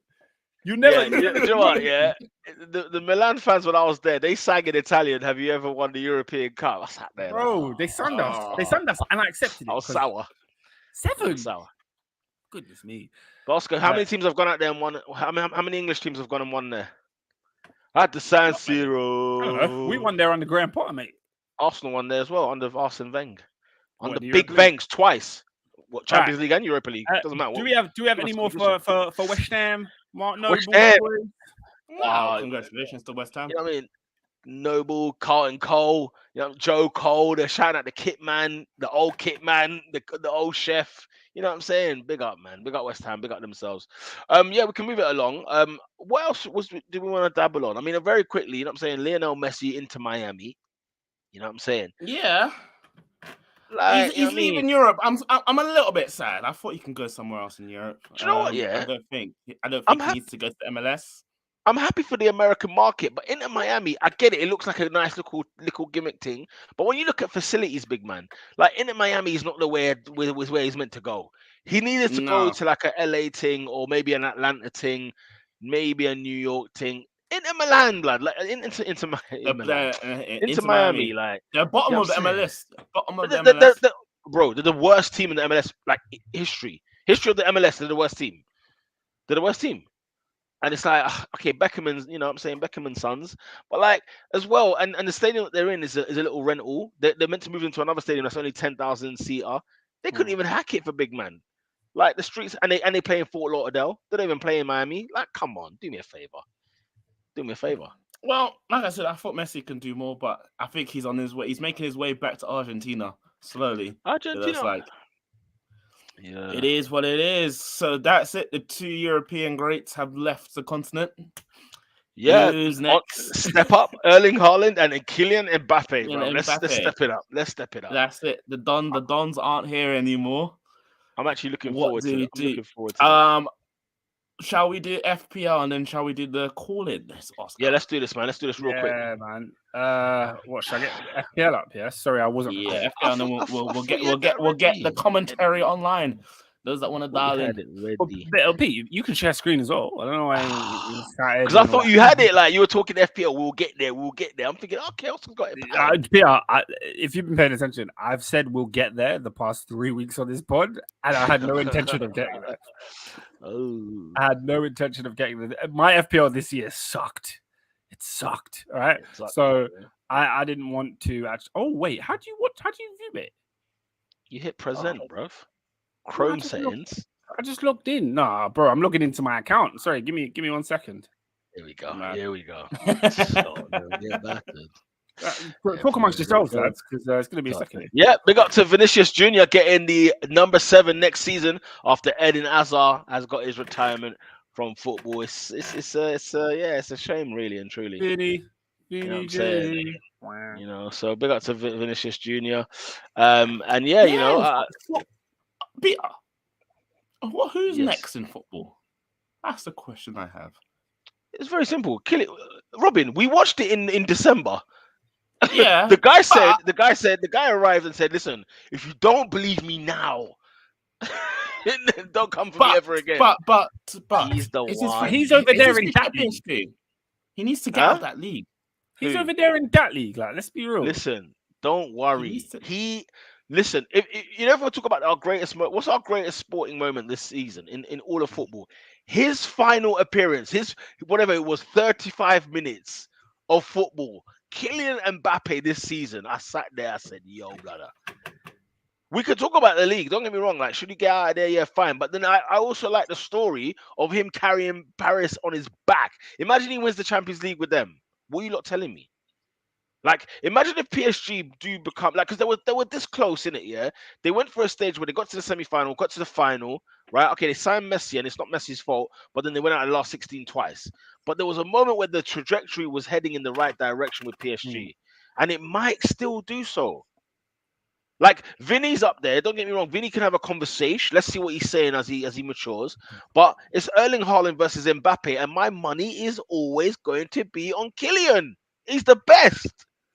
He's the best. Yeah, no, I agree. I think I do think that league is hindering him from fulfilling that potential. You know? Oscar, is it only hindering because he's not winning the Champions League, or is it because of the league? We had this conversation last. Fine, last year, exactly. Yeah. So the league's not hindering him then. Yeah. It's not the league. No, but because his team is the best team in that league, yet they are not equipped to handle the Champions League. They're not far. They're far. They're far. Oscar, they're not farther than Madrid. They're not far, but they dropped. Look at Madrid. Look at Madrid's situation now. You got to look at Madrid next season, right? We don't even know who the manager is going to be, right? You look at their team. They've got Tony Oscar, Cruz like, they've got Modric the surgery needed. They got surgery. The surgery at PSG is not big. Munich, look at them. Big. Guys, isn't big. It's not about the size of the surgery. It's about the surgeon. Okay, Real Madrid know how to break down a team and build it up again and go in the Champions League. When have we ever seen Real Madrid like really lacking in the Champions League? They've had bad spells, sure, but they've always had teams that are good enough to go. And especially over the last 10 years, guys, I don't see that trend slowing down. I'll be real. They've just got it. The best managers in the world, they all want to come to Madrid. When Ancelotti is ready to step down, they're going to have no dearth of looking for that new manager next year. PSG have turned them over. Nobody's lining up for that PSG job right now. Nobody. No, agreed. Nobody. And it's clear that the footballing people at the top above the manager, they collide with the manager at every point, and they don't assemble squads very well. They bring in a Sergio Ramos because they want to get the name. They bring in Messi. They bring in, you know what I mean? Not to say that Messi was a bad signing, but it hasn't worked. And since Messi came in, they've got further from that Champions League. And I said, Kylian Mbappe has carried that team on his back. I know we've got Neymar in there doing well. We've got Messi doing well. We've got other good players. But Mbappe should have won a Ballon d'Or this year. It's uncertain because PSG did niche in the Champions League. That's a fact. They just need the right manager at PSG, and it will solve a lot of their problems, if not all their problems. The right manager solves their problems at that club. You know what I'm saying? They were close, man. They were close. Yeah, and you guys are talking about the Real Madrid rebuild. I'm sorry. Camavinga, Bellingham, Chouameni. It's there. No, it's there. It's definitely there. But of course, it needs a bit of time to maybe strike, bro. If Real Madrid sign Harry Kane at the end of the season, what are we saying? No, Madrid will be in the conversation, no doubt about it. But if they miss out on the big cheese, right? It would be a case of like, okay, fine. Year one, they've got year one in the pan. They've got used to each other. Year two, they may come back. Year three, they may come back. They'll only miss out on the big cheese if they want to. Harry Kane is like if Tottenham want to sell Harry Kane, they want to sell him to Real Madrid of any club. That's the only place they want to sell. That's what it seems like it. Yeah. Hence why he will be at Tottenham next season and Kylian Mbappe will be at Real Madrid. These guys, Madrid want to wait for Mbappe, and I wholeheartedly respect that. But I'm sorry, guys, PSG are not winning the Champions League next year. I'll call it now. No, I'm saying they could. I'm saying they could. I'm saying they won't. Without Messi and without Neymar being fit. But with Messi and them, man, they were further away from the final. That's what I'm trying to say. Yeah, a lot of men are not there. That final team, a lot of men are not there. Fair enough. Yeah, come on, man. The manager is what they need. They just need the manager. They've got the players. They've got the players to win the Champions League. They just need the manager. Peter. Emery's won European trophies. Tuchel's won the Champions League since leaving. Yeah, but it doesn't mean that it doesn't mean that the truth still doesn't remain. If Mbappe is like Henry, he should join Arsenal. What? What is that statement? You make me sick. You make me sick. I'm trying to imagine. The thing is, though, I'm never going to say it's going to happen. But Mbappe at Arsenal, it makes sense. No, it makes sense. No, it doesn't. All the sense. It makes no sense. The best player in the world. Oscar, he'll score 50 goals. He'll score 50 goals for Arsenal. He'll score 50 goals for Arsenal. He's an honorary regen. He scored 50 goals for Spurs. What are we talking about? No, he wouldn't. Not for Spurs, he would. Honorary legacy. It'll go on nicely. Harry Kane got 30 goals. Yeah, he got 30. He didn't get 50. Mbappe will get 30. At Spurs? He'll get 30 at Spurs. Oh, yeah, he will. No, Peter, let's not joke. He'll get 30. Bro, Mbappe will stop playing. What's the matter with you guys? He'll look at his team and he'll stop playing. I'm not having this. What is this? Anyway, let's get on to is FPL ready or not? Oh yeah, FPL. I completely forgot. Yeah, I got it up now. All right, let's get down to business. Who is our FPL top 4 podcast champion, people? We're about to do it. The winner of FPL this year. Drum roll, please. Is taking the pizza. Michael. Owolabi. Big up, Michael. Shout out to Mike, guys. If any of you follow Mike Owolabi on Twitter, oh my goodness. Let me find his app actually. Because... Bro, Michael won it at a canter. A good 2,200 points, sorry. Like, you know what I'm saying? At least 100 and something. You know what I'm saying? Quick math. That's 4 games. Around 4 games ahead. I've Hey, probably big up you know what, Jude as well. I was Big up Jude, bro. I was gonna tell you like his Twitter because he's got a very very bait Twitter, but I've clocked. I don't want to give away his government like on here. What do you mean? His government's right there. What do you Is mean? it- His bare government's right there. No, but like I know who he is, and on Twitter he's got bare followers. But people, if I link the accounts, you know what I'm saying? Does that make sense? I don't know. I don't know what you're saying. I don't He know what you're tweets. saying. He tweets crazy things. Like this guy tweets crazy things, and they go viral. But his account is like it's not his name. You know what I'm saying? Fair enough. Fair enough. Yeah. I was just like, Shout out to Jude in second. He said this Big year up different. Jude, man. Remember Jude was featured on the podcast years ago, like 2014. Asadinho, is that Assad? Is that our Assad? Yeah. Yes. Hey, Oily Taylor. Hold tight, Oily Taylor. Ollie Taylor. Ollie Taylor. Big up. Really? You're a flipping weirdo, man. Radio Saka. You're done though. That's a great name. I'm gonna keep scrolling until I see one of us. Shout out Moeen. Shout out my boy Darren. David. We got David in the comments. We got David. Myth Time FC. 14th finished. Drop places on the final day. Shame. Shame.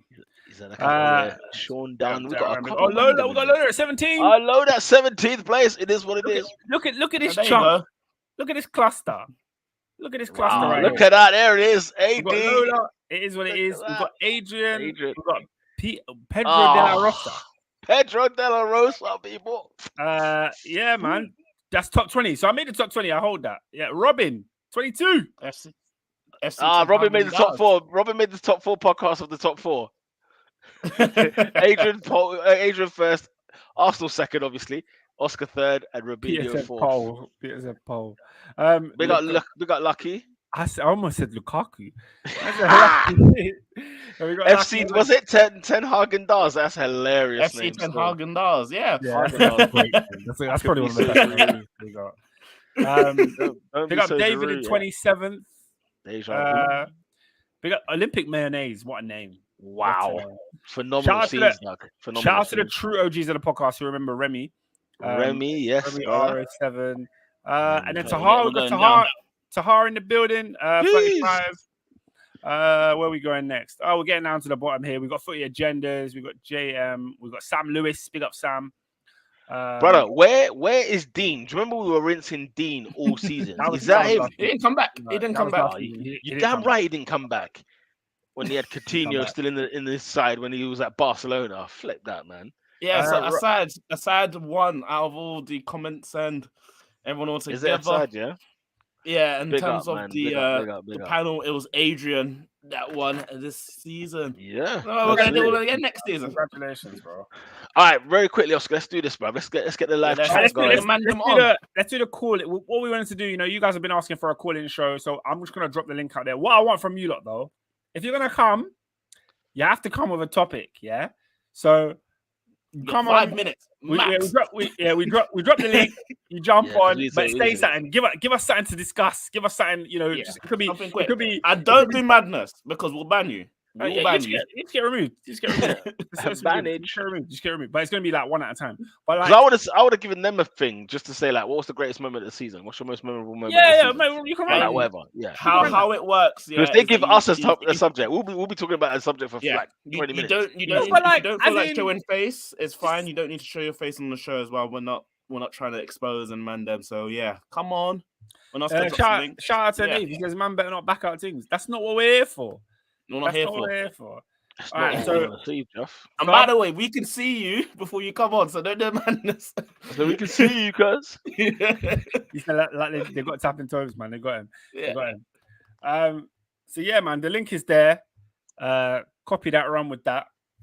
And then we'll see what's we'll what. see, yeah, we'll Oscar, see in the meantime, most memorable moment, very quickly from of top 4 podcast or of the season? Both, one of each. Of this season, like I said, the Champions Elect was a fantastic storyline. Dude, that was like the bloodline. That storyline. It went on all the way from Survivor Series to WrestleMania, baby. Oh, what a storyline Champions Elect was! Wow, thank you for that, Murad. Thank you. Great story. It's the greatest storyline. Favorite moment of the season, or most memorable, just like a thing where you're just like that will live long in the memory of my brain, regardless. Pete. So it has to be. I said it on the day, but I felt like the World Cup final was the best game of football I'd ever seen. I think so. I think so. I think so. There is something about that final where like you just thought like bloody hell, like are France gonna do this? And is it gonna be Kylian on the back?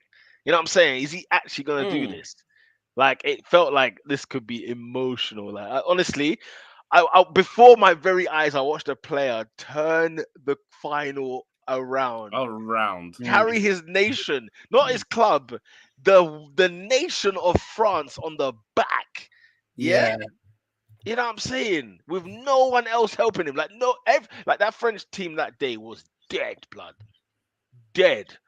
And he was the one that carried it. Oscar, that's a very great Listen, shout. I literally thought Argentina walking this. Little did I know. Like Messi's won the World Cup, guys. Like Messi won the World Cup. No, it's mad. That's mad because we waited. When people look at it from like our kids or future generations, they're just gonna be like, oh yeah, Messi was the greatest player, so he won the World Cup. It makes sense. Like how we see Pele winning the World Cup. We're like, it just makes sense. Maradona, it just makes sense.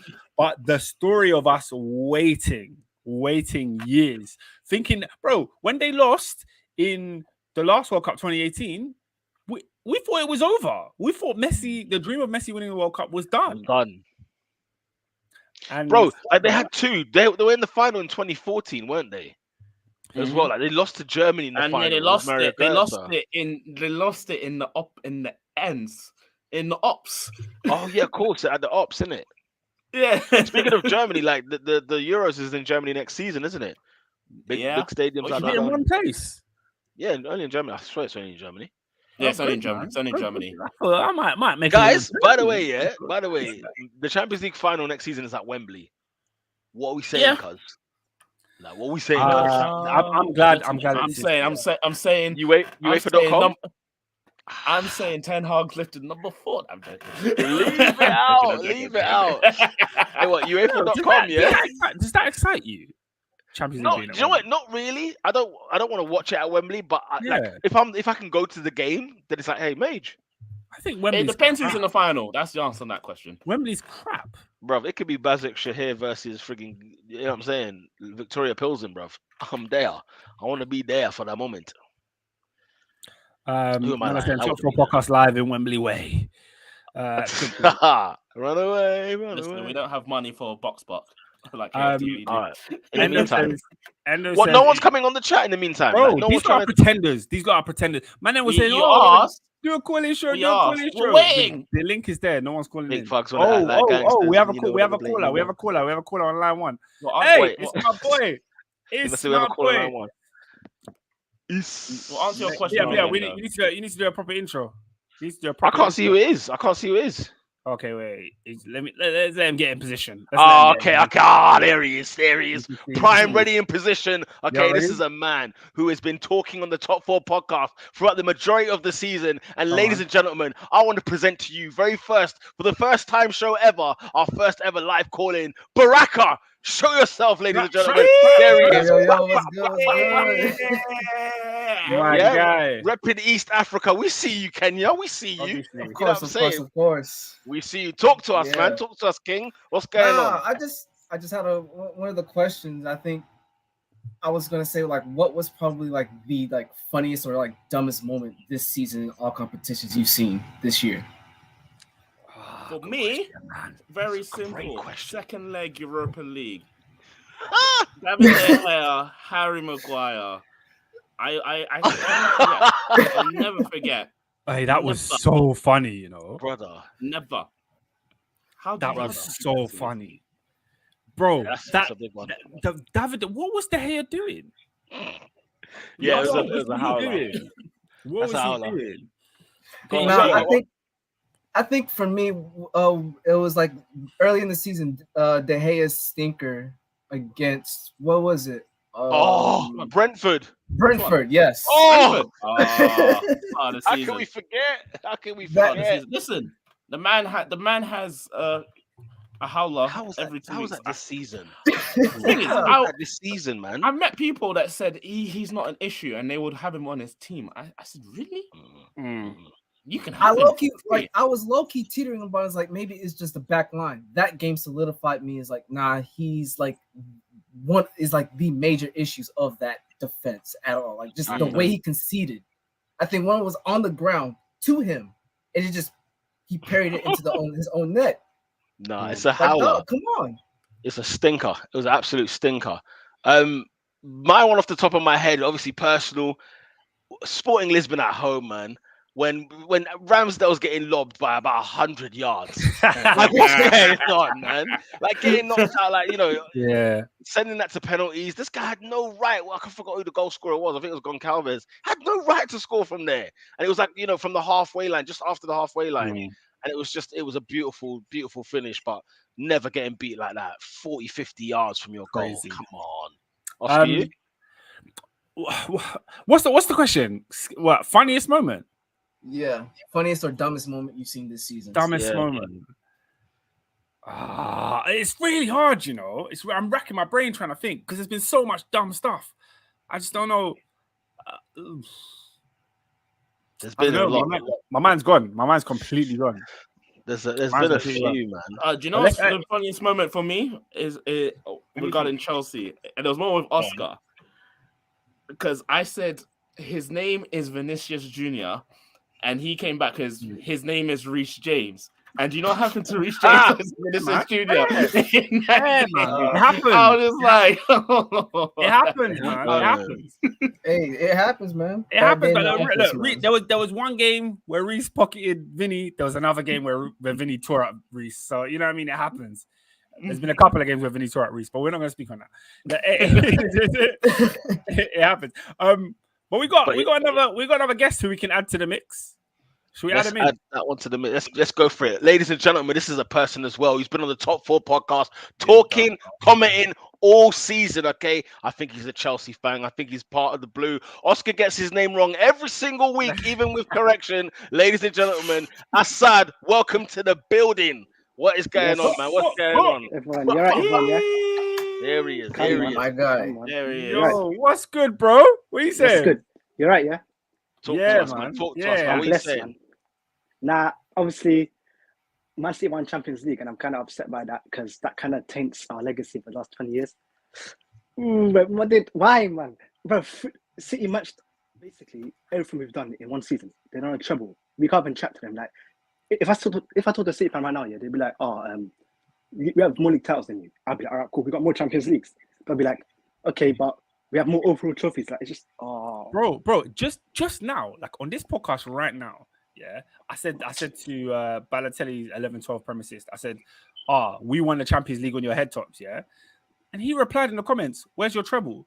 That's what I'm saying. Like, we can come and say that back in. They got the ammo, man. It's right here. My go-to would have been, "Where's your UCL?" But he's got a UCL now. No, bro, I was on my knee. Bro, now we can say, you can only say, "Where's your Club World Cup?" That's all you can only say. They're gonna win it. They're gonna win it. There's no point. That's temple. Nah, speaking about that game, though, there's a crook that has been flowing under the radar for you three. Denzel Dumfries going up top, going forward. He was just vibes. That's it. I said if there was, I was so annoyed at him because what he ruined a counter attack.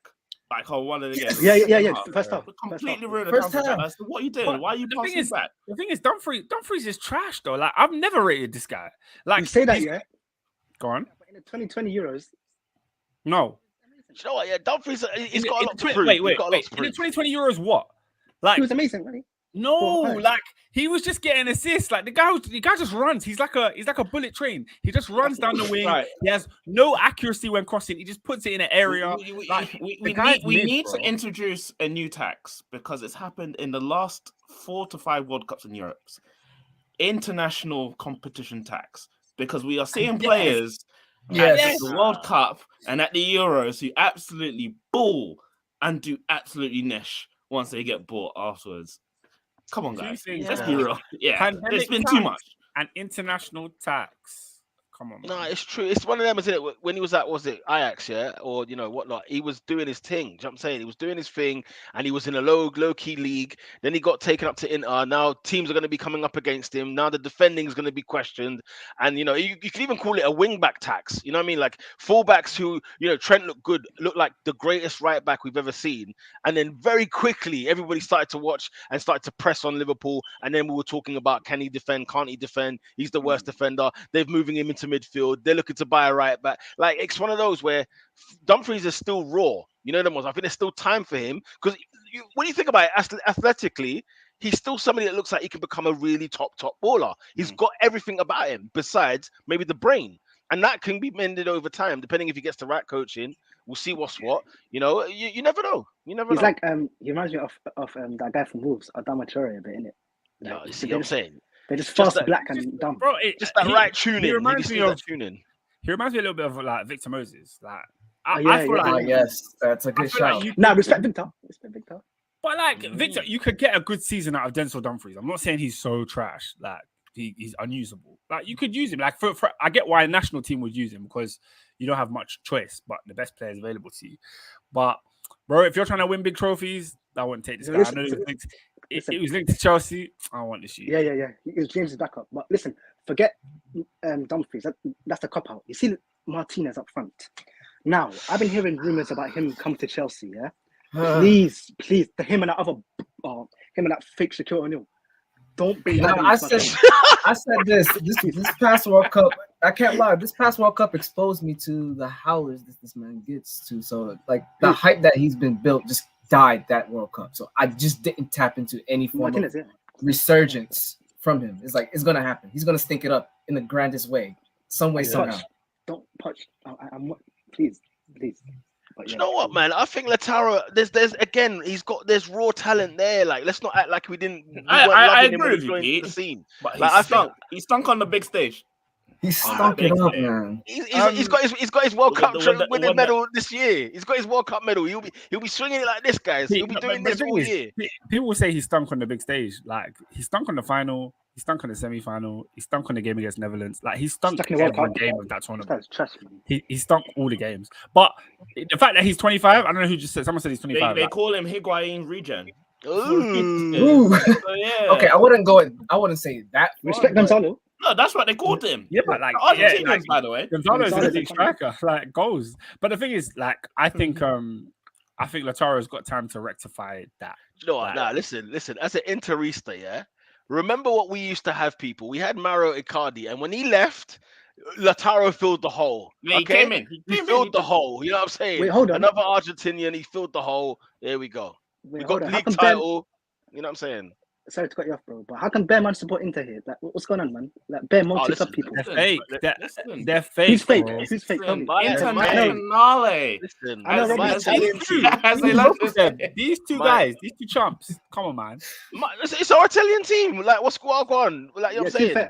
To be fair, if it's like a foreign club, then that's fair, innit? Because there's someone that do double. It's not number one. It's the thing. Yeah.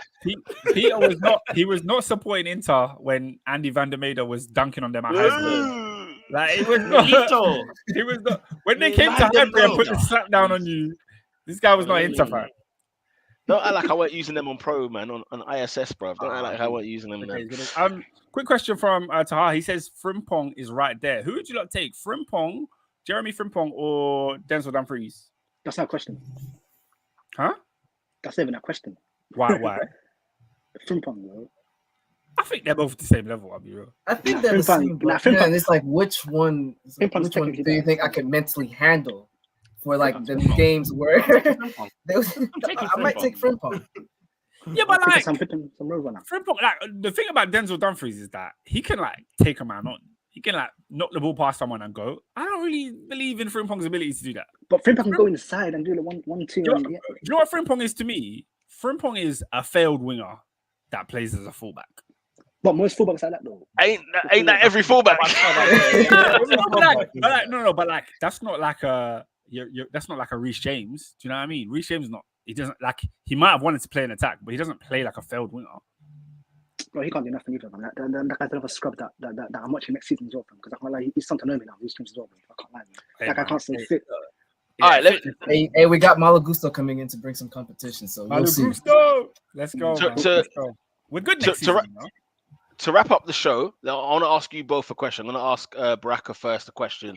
What is one thing you're looking forward to, either in the summer or in the new season in football? What are you looking forward to the most? What am I looking forward to? I think just how our board responds to the shambles we've gone through this previous season.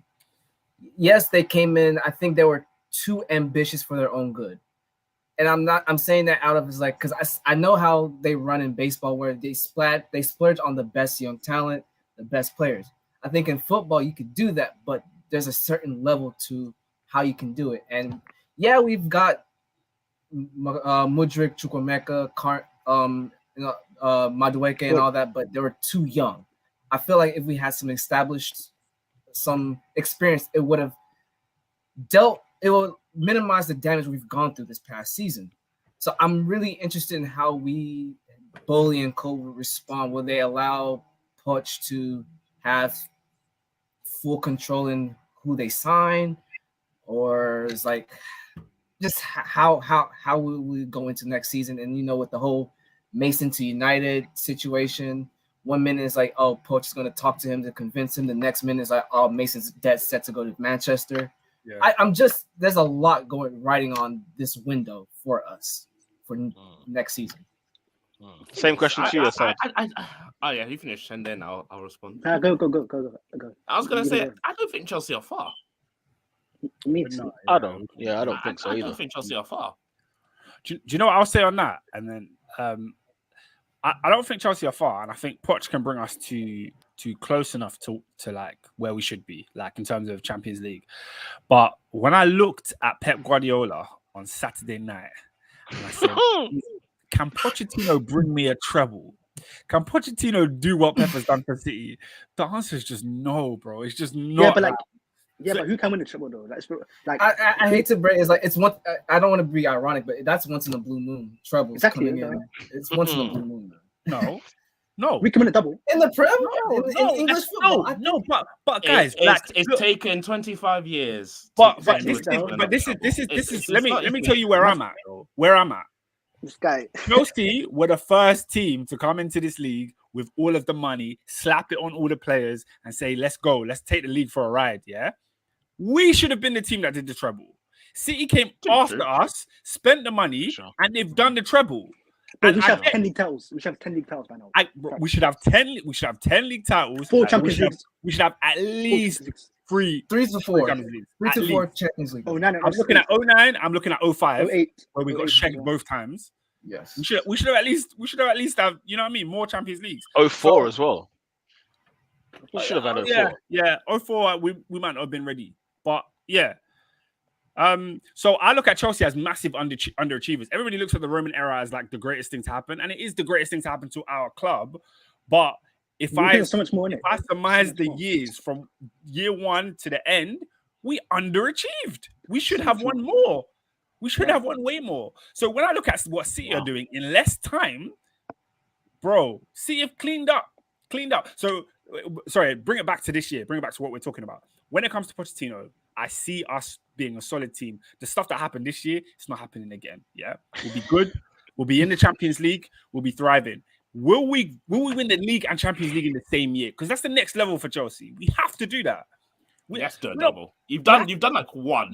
No. I'm not talking about FA Cup League double. I mean Champions League and Premier League in the same season. That's a real team.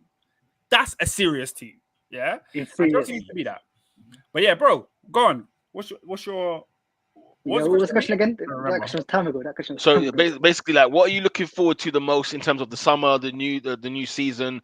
What's the number one thing that you're like holding on to, that you're looking at and saying, you know what, boom, I can't wait for X, Y, and Z? Peter, get me outgoings. I need because listen, why are we still, bro? It's June 12th, yeah. I know one player's left yet. Bro, Kante was here we go last week, and he's still here. Like, Kante, like, that's not. Listen, I swear he's left. I swear he's going to Saudi. He's still here, brother. But there's no official confirmation. Yeah, we want Chelsea to announce bro, it. I just found out today that Christopher Nkunku was actually official by the club. Like the whole time, the club never said nothing about it. They wait until next week. But that's forget him. I'm talking about players out here now. Yeah, no, Havertz. he was official. He was an official signing. Yeah. Yeah. Havertz, Real Madrid, Chelsea won 85 million. Hey, stop it, man. Stop. That's happening. Mount, 70, last day of contract. That's not happening. Just be realistic. Bro, I heard on Friday they want 55 mil for Gallagher. Stop it, man. Just be realistic, please. What I say is, whoever pays 55 mil for Gallagher, Chelsea should be put on trial for like criminal behavior. Thank you. That man. That's got Everton written all over it, man. Let's have it right. That's got Everton written all over that one. Listen, I'm not even trying to hear Mount. Not one bit. 70 million. Last year contract as well. That's What though? I think My question is, how much Mason do you Mount guys thingy. think? Yeah, like how much do you guys think these players are worth? Like, Yeah, but it's last year of contract though. Like you have to be realistic. 40 for who? 40 for Mount. who, Robin? Mason Mount for £40. I said He's he's worth 40 at pounds. least 40 mil. 50. He's He's worth right. at least He's 50 to 55. I believe think that's Mount. what I think Mount's valuation is 60 plus. Oh my god. 60, okay, but I think a year to anything go? above 65 is Guys, Mount is what, 22, 23? He's 24. What are you talking about? He's 24. He's He's, got- old, He's man. got a year left though. He's got a year left on the contract. 40. Chelsea are That's not in what the. I'm They're not. Chelsea And are the not in the reason- prime position. But even still, Unless he signs a new deal. 24 is not a big man. 24 is not a big man. He's in a big football. man, but he can do anything he wants in the world. He's a big man. I think No, in, but in the modern got world 10 of years to football, go. he's a big. Decade He's a of big flow, man that's in the about a modern decade take. ago. Greg told you that, and he was here a decade later. But look, That said 50. Collect 15 and accept it. Keep it stepping. Keep it stepping. Man. Oh I just think, look, do you know why? It's not so much like he is worth that money. When I said he's 60 plus, it's not so much that he's worth that money. It's that clubs are stupid. Clubs spend dumb money on dumb players. Especially every Man United. transfer window. Especially Yeah, Manchester especially Man United.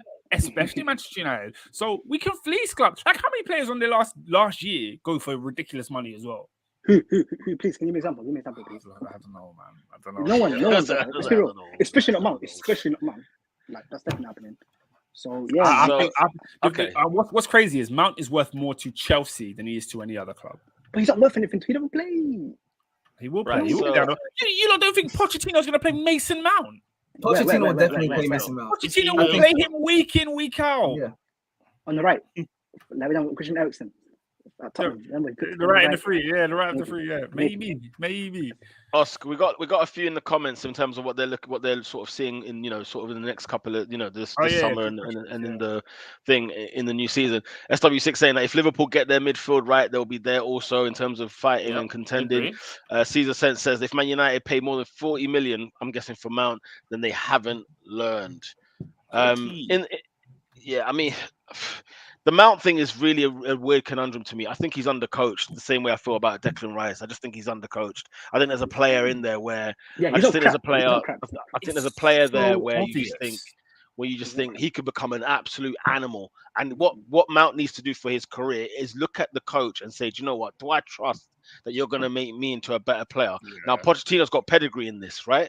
You look at some of the players that he's had under his disposal, what he's made them become, and those kind of players.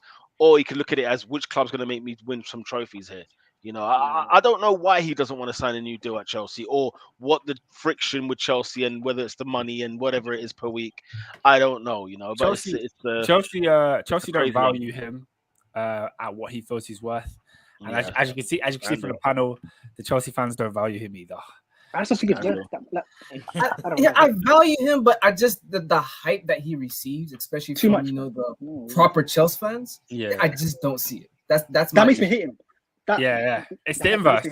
It's the inverse. Chelsea fans love him so much that I can't lie. He's not be off football yet, but his face just annoys me. That's my dad. Because of the face. Listen, mate. If he's celebrating scoring goals, mate, you will love the face. Let me tell you, you'll be all over it, mate. Bro, I see man dancing on TikTok with that goal. That was, I was gonna say, you think the Bayern fans hate Frank Ribery? Not one bit. Oh hell no! Oh hell no! They love that man. Their face ain't got none of that. Bro, Lewandowski was doing TikToks. They loved him. Listen, because they're legends and they're worth. They can do whatever they want. They're They're worth bad the boys. wait. Listen, Mount's won a Champions League with Chelsea. Hey. Yeah, but you're Hey. there still. But so did Christensen. And where's he now? You know what I'm saying? He won La Liga. He's won La Liga. Christensen's the worst example because he leveled up. He's the only person that left Chelsea and leveled up. You should say Zuma, man. Who's the City goalkeeper? The old one. He's won now 2 Champions Leagues. Willie Caballero. Scott Carson. Scott Carson, mate. He got a Champions League with Liverpool. He's won with Liverpool in 05, and now Manchester City in 23. Big up. In the same stadium. In the same stadium. What happened to the game? That's crazy. Guys, what happened to the game? Balotelli's 11-12 only premise says, make no mistake, Arsenal will be there next season. This is the things I like to see. The team that they're the team I'm most afraid of. Hey man, just look, just watch our space, bro. Watch us in the. I think if you guys get a good backup for Gabriel Jesus, because I always said that he's a good striker, but I don't think it's a striker you could win the league with. And if you have like a competent backup to at least challenge him, I think I got something. Next season you guys can have the potential to win the league, hands down. And I'll say it. I got someone saying that, yeah. You know, people love to get onto Jesus here, but we need deeply and break his goal scoring record. He was injured for 3 months, yeah. He's got how many league goals? Was it like 10 or 11? He's got quite a few goals. And he's played like 25 games.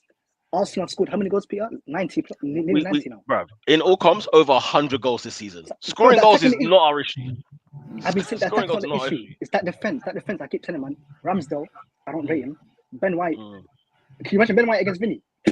Who else is there? Listen, Gabriel. I am waiting. I'm waiting for that. Arsenal versus Bayern. I can see him. He's doing that bird hand rub right here. I don't like you, man. I don't like you, Arsenal man. versus Bayern on a Tuesday night is snowy. Do you know what? Yeah, Munich. I tell you what, that is the most anticipated thing of the season. People are waiting for an Arsenal away Champions League match against a big elite team because we're pot 2 in it. So we're going to be playing someone in pot 1 away from home, and they're going to give us the slacking away from home, man. I'll be real though. In football, yeah. As far as something that happens every single season, nothing hurts more than going out of the Champions League. Like it's the most. It hurts. You guys remember? Sorry, Peter. Are you gonna? No. Go ahead. That's it. I was gonna say, do you remember against Real Madrid last season when we were 3-0 up and I cried. I almost cried. You know? Oh my god. Imagine you're in class having this like the screen on the corner of your laptop, and you just see that goal go in, and you just want to hold your emotion because you don't want to disturb. Wait, were you in class? Yeah, I was in class that game. Yes, watching on the corner of my screen. Yeah, Champions League games come on at what time for you? Some either the first rounds will come around 12 in the afternoon, and the next ones will come at 3 p.m. for us. Right. So what time is it now? I need to know what class was it's it. 5. I need to know what class was it. He's in America, isn't it? It was actually my chemistry class. Like we were taking notes, and I'm sitting here. When you're actually burning stuff and your heart's burning too. I hear it. Yeah, that's got the Bunsen burner, you know. No, I can't lie. I feel like as I get older, the defeats don't hurt me as much. But that Real Madrid one where we clawed it back. We clawed it back, and it's like, oh my god, we did the impossible, bro. That was painful losing that. Would be. Oh, yeah, I remember like what I was thinking.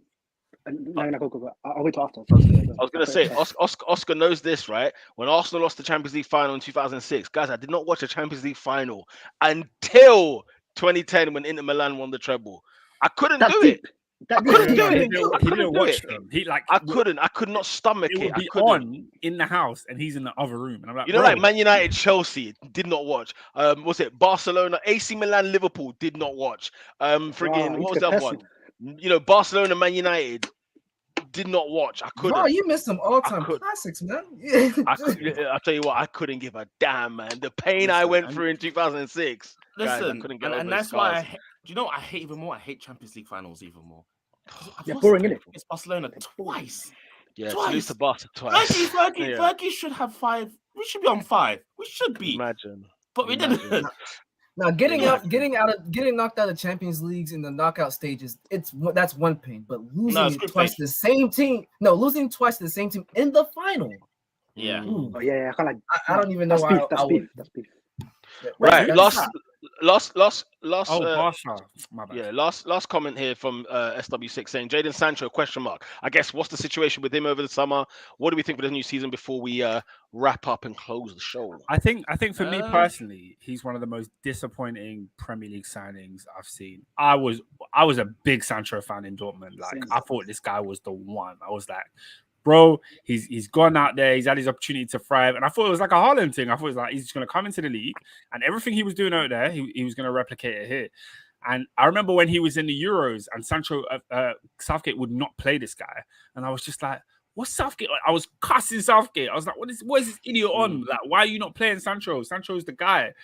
And then when he came to United and I started watching him week in, week out, I was like, right, your game is very limited. Like very, very limited. And it shows, like we're talking about with Mason Mount, like what a good coach can do for you, put you in the right positions, allow the players around you to really help. You can get a limited player playing like they're way above their level. And I think like Rudiger. Like Antonio Rudiger. Yeah, I can't do.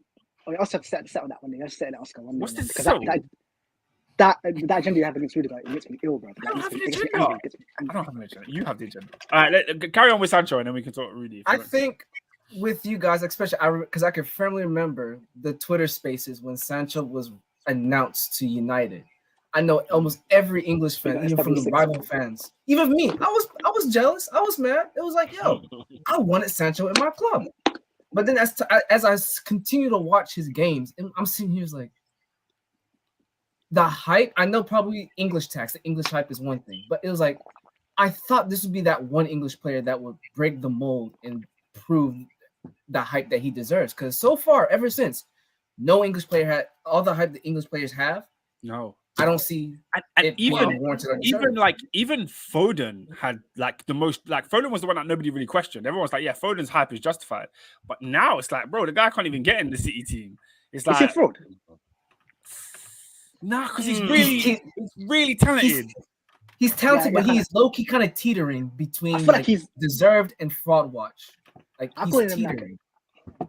To me, he's like he's an NFT, man. He's just something that sounds nice. Oh, Foden, but on the pitch, don't. The thing is, what's annoying is that when he got like the player of the month, the player of the season, and stuff like that, young player of the season, twice, young player of the year twice. And you just think, what did he make? 17 appearances last season. He got it last season. And you just think, come on, bro. Like, last season was good. No, I don't care. He started 17 young player of the season. He started 17 league games and got young player of the season. Meanwhile, you got that's less than half. That's less than half. I don't know the DNA, but was more than him, bro. But Saka plays every game. Saka plays every game. Rice plays every game. Like Mount plays every game. The other young players were playing, and the reason we diss those guys, the reason Rice gets slander, the reason people say Saka don't turn up towards the end of the season, Mason Mount gets slander, is because we're exposed to them. We're overexposed. Wow. We see their flaws. We see the 3 games in a row where they don't turn up, not the one game where they get the hat trick, which is what Foden was doing. And Foden, bro, if Man City lose, nobody blames Foden. When Chelsea lose, Mason Mount is trending, bro. Yeah, but he's a much better team. He's a much better team, though. But I'm saying that's the benefit of him. That's the benefit of him. Nave says Foden's another Barkley. It's crazy. That's a wild take. 2014. Huh? 2014. I thought you were saying 2024. I was going to say no. Right, guys, it's been an absolute pleasure and honor to have you both on here. Big up Baraka, big up Asad, big up everyone in the comments, in the chat section. Come on. Oscar, we've got to wrap it up this year, man. We've got to wrap up this season's top 4 podcast. It's been an emotional one, mate. It's been a long one. It's been an incredible I'm ready to go to bed. I'm ready to sleep until the community show, boy. You'll find out when. Yeah, let's give everyone an update. When is the community show? When are we likely to be back? Because we're taking a break. The week before the Premier League starts normally. Yeah, so I want to say the community show is like the 5th, 6th of August. So we'll be back on the 7th. After that. Monday the 7th of August. Monday the 7th of August. We're back on top 4. The new series. The new series. Live. Well, go on. Like about your Arsenal win the league title. Like you see that episode, yeah, when Arsenal lost to Forest. What game was it? Brighton or Forest? I can't remember. And he lined up Lola and David. He said, So today I'm here with fake fan number 1, David. Oh, that was a funny. Oh my Listen, like, That's I'm a saying? classic episode. Man's got to defend. You know what I'm saying? If Saliba's down in there, I got to step in. You know them way there. I got to step in. You know what I'm saying? If I ain't got my defenders defending, you know what I'm saying? Balotelli, brother, I'll see you at Wembley, man. You don't know. Pete, quick question. Yes. I'm seeing these European finals on all these big competitions. The announcer goes with them and announces. Are you announced at Wembley? Bro, I don't know for the community show. I don't know if they're gonna go all like bells and whistles for that. I don't know, because I know Wembley has their own announcer. That's the thing. So I'm a bit like confused when I saw that the Man City and the Man United one were there for the FA Cup final. Yeah, I we was have like, our own "Oh, announcers. then, Yeah, we okay, have our own seen. announcers. Yeah, but like, so I don't know a thing. I don't know nothing about the community shield. That job must be tough though. Like, what? It's the same. It's the same thing with the European finals. They brought their own announcers. Yeah, I saw that. Yeah. As well. Listen, blood, Wembley. You know what I'm saying? Champions League final and that. You know what I'm saying? Pete has a voice crack. Pete has a voice crack one day. Listen, Bro, your old friend is coming back to haunt you, and his name is Thomas Muller. He's coming back. No way. He's coming Number back. number Way, man. number Put 10. away. What was the aggregate? What 10-2? 10-2. We need another 10-2, man. We need Listen, that. at least Lewandowski's not there anymore. That's one thing I can thank God for. My days. That was the guy that haunted me for life, man. But yeah, listen, big up to everybody. Big up to everyone that's been on the Top 4 podcast this week and this season. You lot have been amazing. Truly, truly amazing. Murad, you know what I'm saying? In the nick of time, he pulls one up. Good evening to the greatest football podcast to air on Monday night when the main character wasn't present until now. Absolutely, absolutely, man. Hashtag champions elect. We go again, Murad, next season. We go again, man. We should have had you on the call. But yes, it's 26 that Murad. How you missing the live call? How you missing? You know what I'm saying? Fresh top podcast. We go again next season, Monday the 7th of August. Do us a favor. Make sure you're atting people to come and join on the Top 4 podcast. Spread this podcast around. We'll be coming back with bigger and better content next season. I can assure you. There's going to be more videos going to be happening and stuff like that. You see that show that you had at the start of the season? Extra time. Studio. Yeah. Welcome for that. Though. Extra time. Hey, I can't lie. It's a good question, man. It's a good question. It's a great question, but we're pending. We've got things going. We've got things in the pipeline. Don't you worry about that. All right, can't wait. Be back in full effect, man. Big up yourself, Baraka. Big up Assad. Big up everybody on here. Listen, guys, we will see you next season. Next season, walk on. I want to call in. It's too late, bro. Now. Until next season, people. Until next season, we will see. It's been another great season. I have 2 words to say. Let me tell you something. Shall we? If you can find the link, if you can't find the link, find the link, bro. You got like 1 minute. You got like 1 minute, bro. Yeah, you got a minute, bro. I can feel it, bro. I can feel it. The link is there. I can feel it. At Top 4 Podcast on the Twitter, yeah. At Top 4 Podcast on Instagram, TikTok as well, YouTube's, of course. Make sure you check us out on the YouTubes. And yeah, you'll be seeing us doing content, man. Don't you worry about it. We'll be back in August. Mirad, bro, you've got 20 seconds, my friend. 20 seconds. You know what? This whole live calling more often. I enjoy it. I think we should. Yeah, if people enjoy that, we should do it like international breaks and that. Yeah, good show. When Oscar, nothing to discuss. These were his 2 words. You know when he hasn't got StreamYard, he hasn't got the camera set up, there's no mic. That's what this is. The 2 words he has indeed. Champions elect. Start as you mean to go on. Guys, we'll see you in August. Yeah. Time's up. Time is up. We'll see you in August. Peace out to the Top 4 Podcast gang. We'll see you next season.